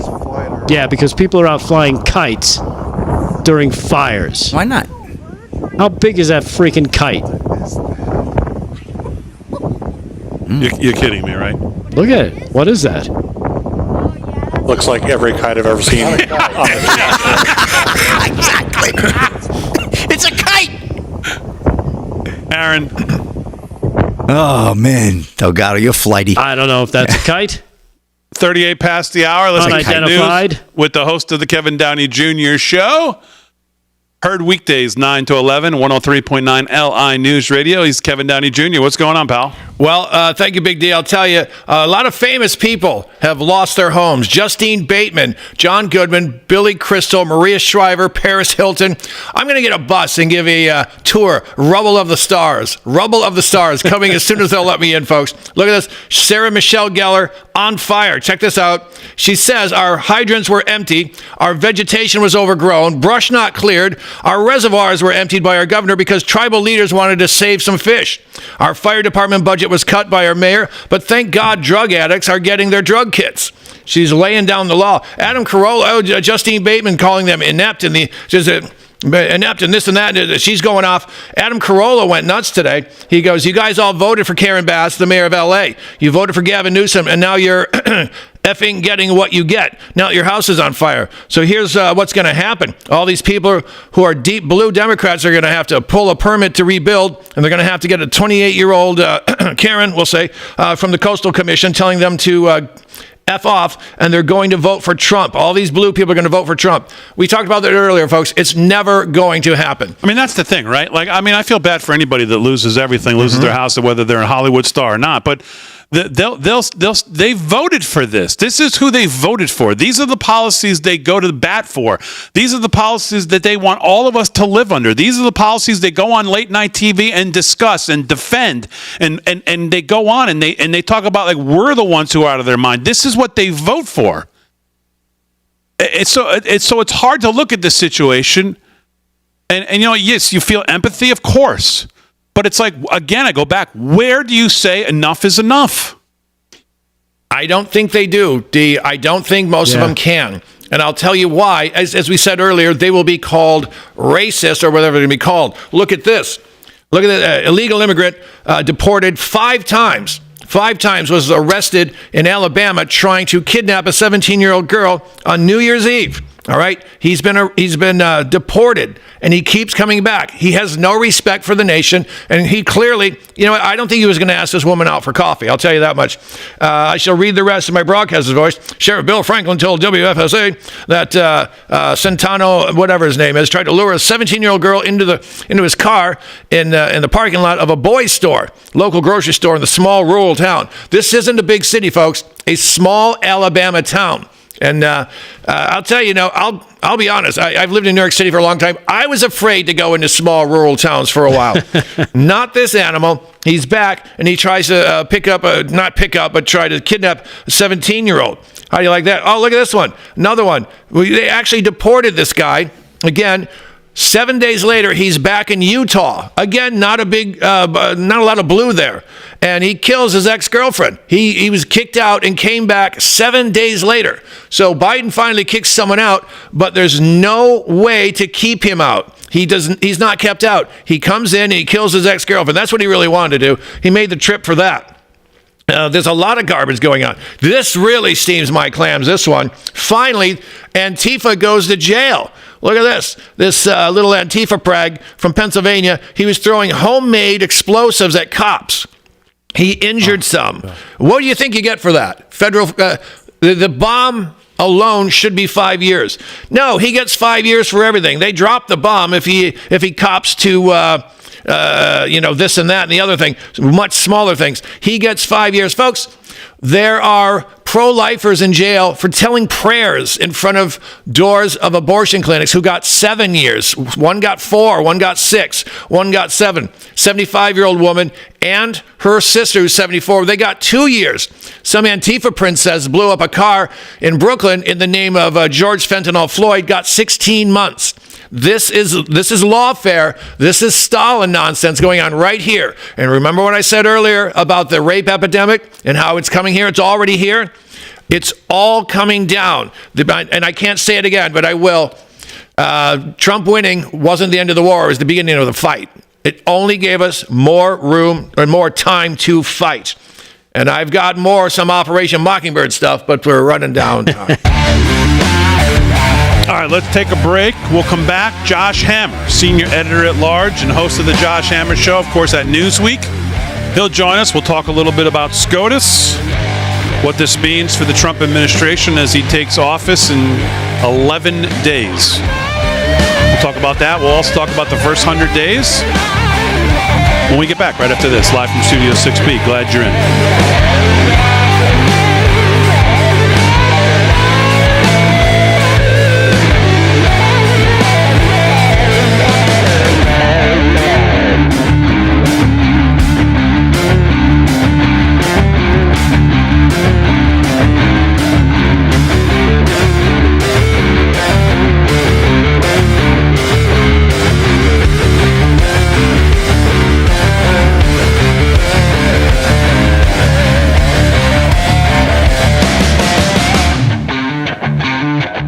Heat should be good. We're going to try him.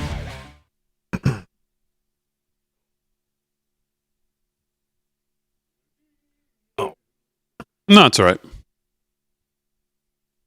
I think I know who started the fire. My wife's convinced somebody started that fire. She's like, somebody started that fire. Of course. And did you see what came out today? Remember that chick at City University who gave the commencement speech and may all the Zionists burn in the hottest pit of hell.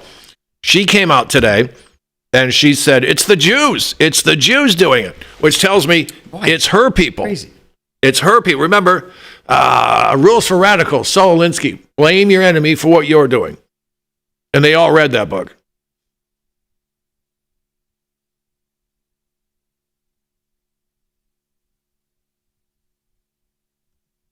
There he is. Perfect.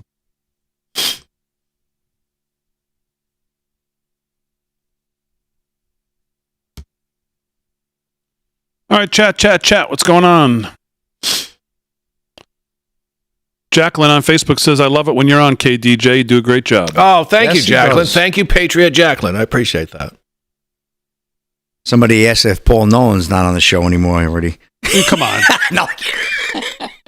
Guitars 8 says, give KDJ the third hour. Throw Delgado in for good measure.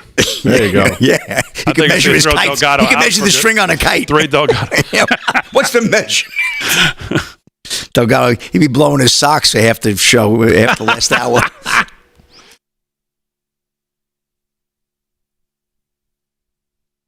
We got to get him on video one of these days, like with his socks on the thing. If I can get in there and get up, we got to play that clip. That would be so funny.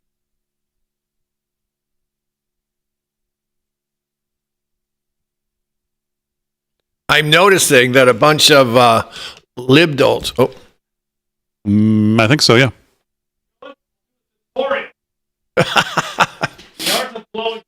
Yeah, it's fine. You can leave it. Did you see the? You didn't blow your socks, did you? No. See the libdolts who were cheering over the CEO, the healthcare CEO who got killed. Now they're like, "You better not be making fun of those actors who lost, or you're going to go to hell." Again? I'm not kidding. Check your common sense at the door when you deal with these people. Oh my God. Like crazy. Hey, they could be building the next smart city, though, Kev.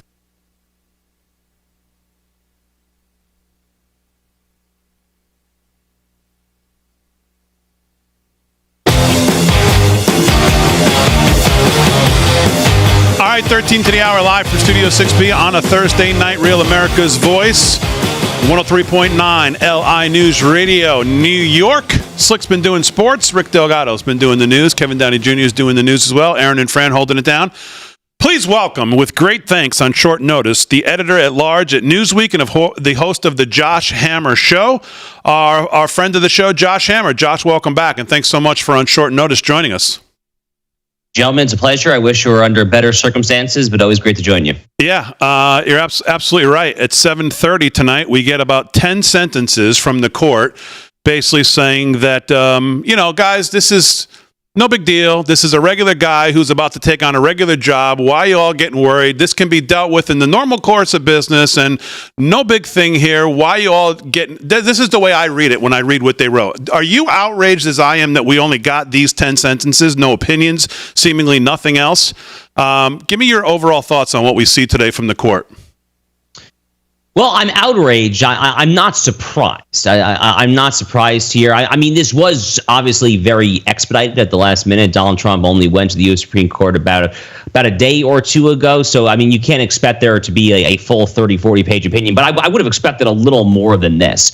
Frankly, I'm a little surprised that the dissenting justices, Thomas, Alito, Gorsuch, and Kavanaugh, didn't put out some sort of statement as well. I presume that Supreme Court procedure would have permitted that. But again, this is all done on a very expedited schedule. I mean, when we're talking about disappointment, though, I mean, to me, what I am really, really, really disappointed by, yet again, is Amy Coney Barrett. I mean, Chief Justice John Roberts. Look, I mean, we know what to expect from him, and we know to set our expectations very low. But I think what we are very quickly learning is that when it comes to Amy Coney Barrett, our expectations should be equally low, if not even lower. And they're that tied really, at the hip. to me, is the big takeaway. The two of them seem.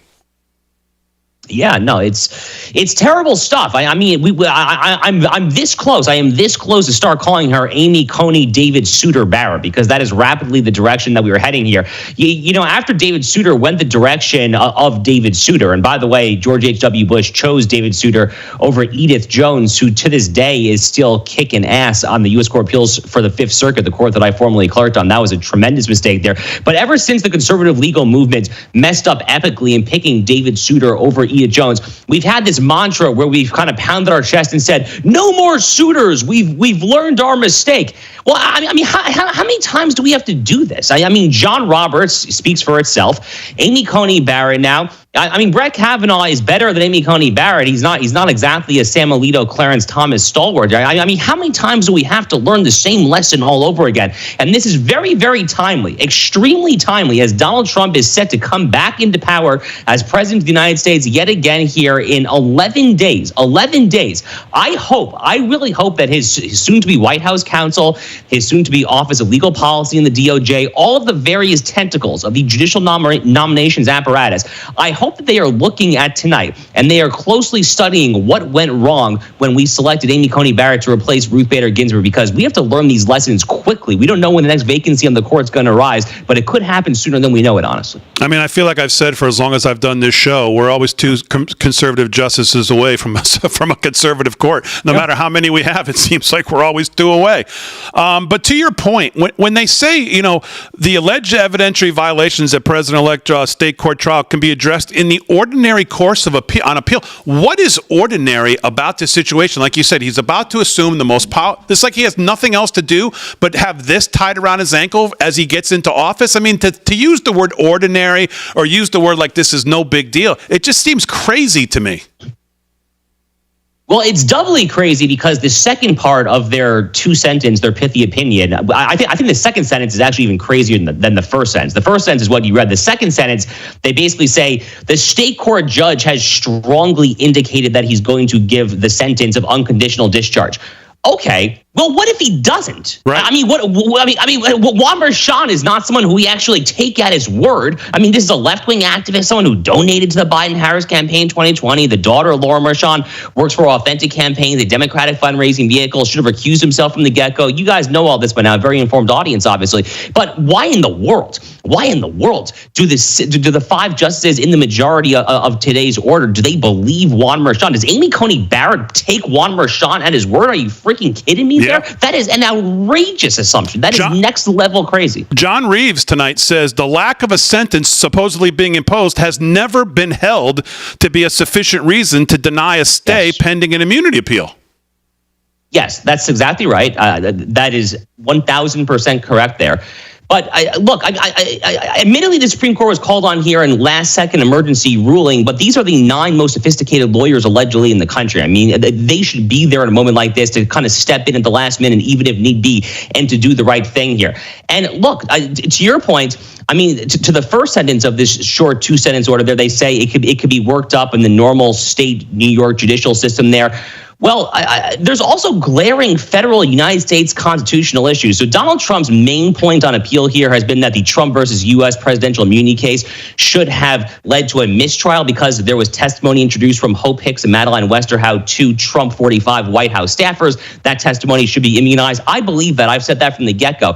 I've also made a slightly different point, though, which is Donald Trump is about to be the commander-in-chief of the United States. If there is one thing that we know from constitutional structure, and if we really want to go back to John C. Calhoun and the antebellum Southern slaveholders and relitigate this whole dispute, I guess we can. I'd rather not do that. But there's one thing that we know from Constitutional Law 101, is that the Supremacy Clause of Article 6 of the Constitution very clearly says that federal law is supreme to state law. Again, we litigated that in the Civil War. We had a very bloody body count to actually litigate that particular subject. What is part of federal law? Article 2 of the Constitution, which establishes the president as the executive, who wields the executive power, who has the commander-in-chief prerogative there. That is supreme to whatever garbage New York State fraudulent corporate bookkeeping statute is allegedly at issue in this Stalinist sham non-case there. So on supremacy clause grounds as well, the court should have stepped in here and done the right thing. Again, there were 4 votes to do so, but Amy Coney Barrett, man. Yep. That is the absolute argument that Mark Levin has been making. Number one, on the timing issue, as you said, they cut this way too close. And on the second part, just that he was not crazy about the way they presented this. And his argument would have been not throw the whole thing out due to the supremacy clause, just as you said. That's his whole argument tonight as well. And it has been, by the way, for about 4 months. Yeah, well, Mark's a friend. I'm not surprised that we've reached the same conclusion here. He's also a great lawyer. So look, it makes a heck of a lot of sense to me there. Now, it should have been punted as a mistrial on not only supremacy clause, but additionally on the Trump versus U.S. presidential immunity decision there. There were multiple reasons why this thing should have been dead as a freaking doorknob there. I mean, and that's even holding aside all of the glaring procedural, shall we say, quirks or inconsistencies in how this trial was conducted in the first instance. I mean, see, for example, the fact that the jury instructions from Juan Merchan back to the jury back in May, for the first time in any criminal trial I've literally ever studied, the jury instructions specifically told the jurors they did not have to reach unanimity. They did not have to reach consensus as to what the theory of the case is. I have never seen that before in my entire life. That seems to be a glaring 14th Amendment due process clause issue. So there's so many issues here, including on a federal basis. There were more than enough reasons for the court to do the right thing. And again, they have failed to do so. Yeah. Kind of like the 2020 election. They were unwilling to step into the fire on things that seemingly should really matter. He's going to allow audio in the court. I don't know what that says tomorrow, but that's an interesting little side note as well. I mean, why all of a sudden do we have to allow audio in the court on sentencing day? What is that all about? Well, I'll give you my own 2 cents on that. It's because I think that Juan Merchan is such an egomaniac that he wants the entire country and the world to hear him be the first judge to actually read a sentence of a former and soon-to-be current sitting active president of the United States. So this guy's a psychopath. I mean, use whatever adjective, noun you want there. He is someone who obviously, beyond a shadow of a doubt, had no business presiding over this case, even in conceding just for the sake of argument that this case could have been brought, which it shouldn't have. The charges are bogus. But let's just concede for the sake of argument there. He should have recused and let a different judge sit over at a barest of bare minimum. Dude literally donated to Donald Trump's opponent in 2020. Crazy. And he earmarked his donation, get Trump. I mean, crazy. Make this crap up. Josh, I appreciate you on short notice joining us. Thanks so much. We'll do it again. We'll talk about your new book coming out, I know, in March. We'll do that next time you're on. Looking forward to it. Thanks, guys. All right, the great Josh Hammer, live from Studio 6B. As always, we salute our military, active and active, all emergency personnel. Thanks, guys, in the show. Aaron Frank, great job as always. Special thanks to Josh for joining us last minute on quick notice. Most of all, thank you to live from Studio 6B audience. We'll see you tomorrow night, 8 p.m. right here. Real America's Voice.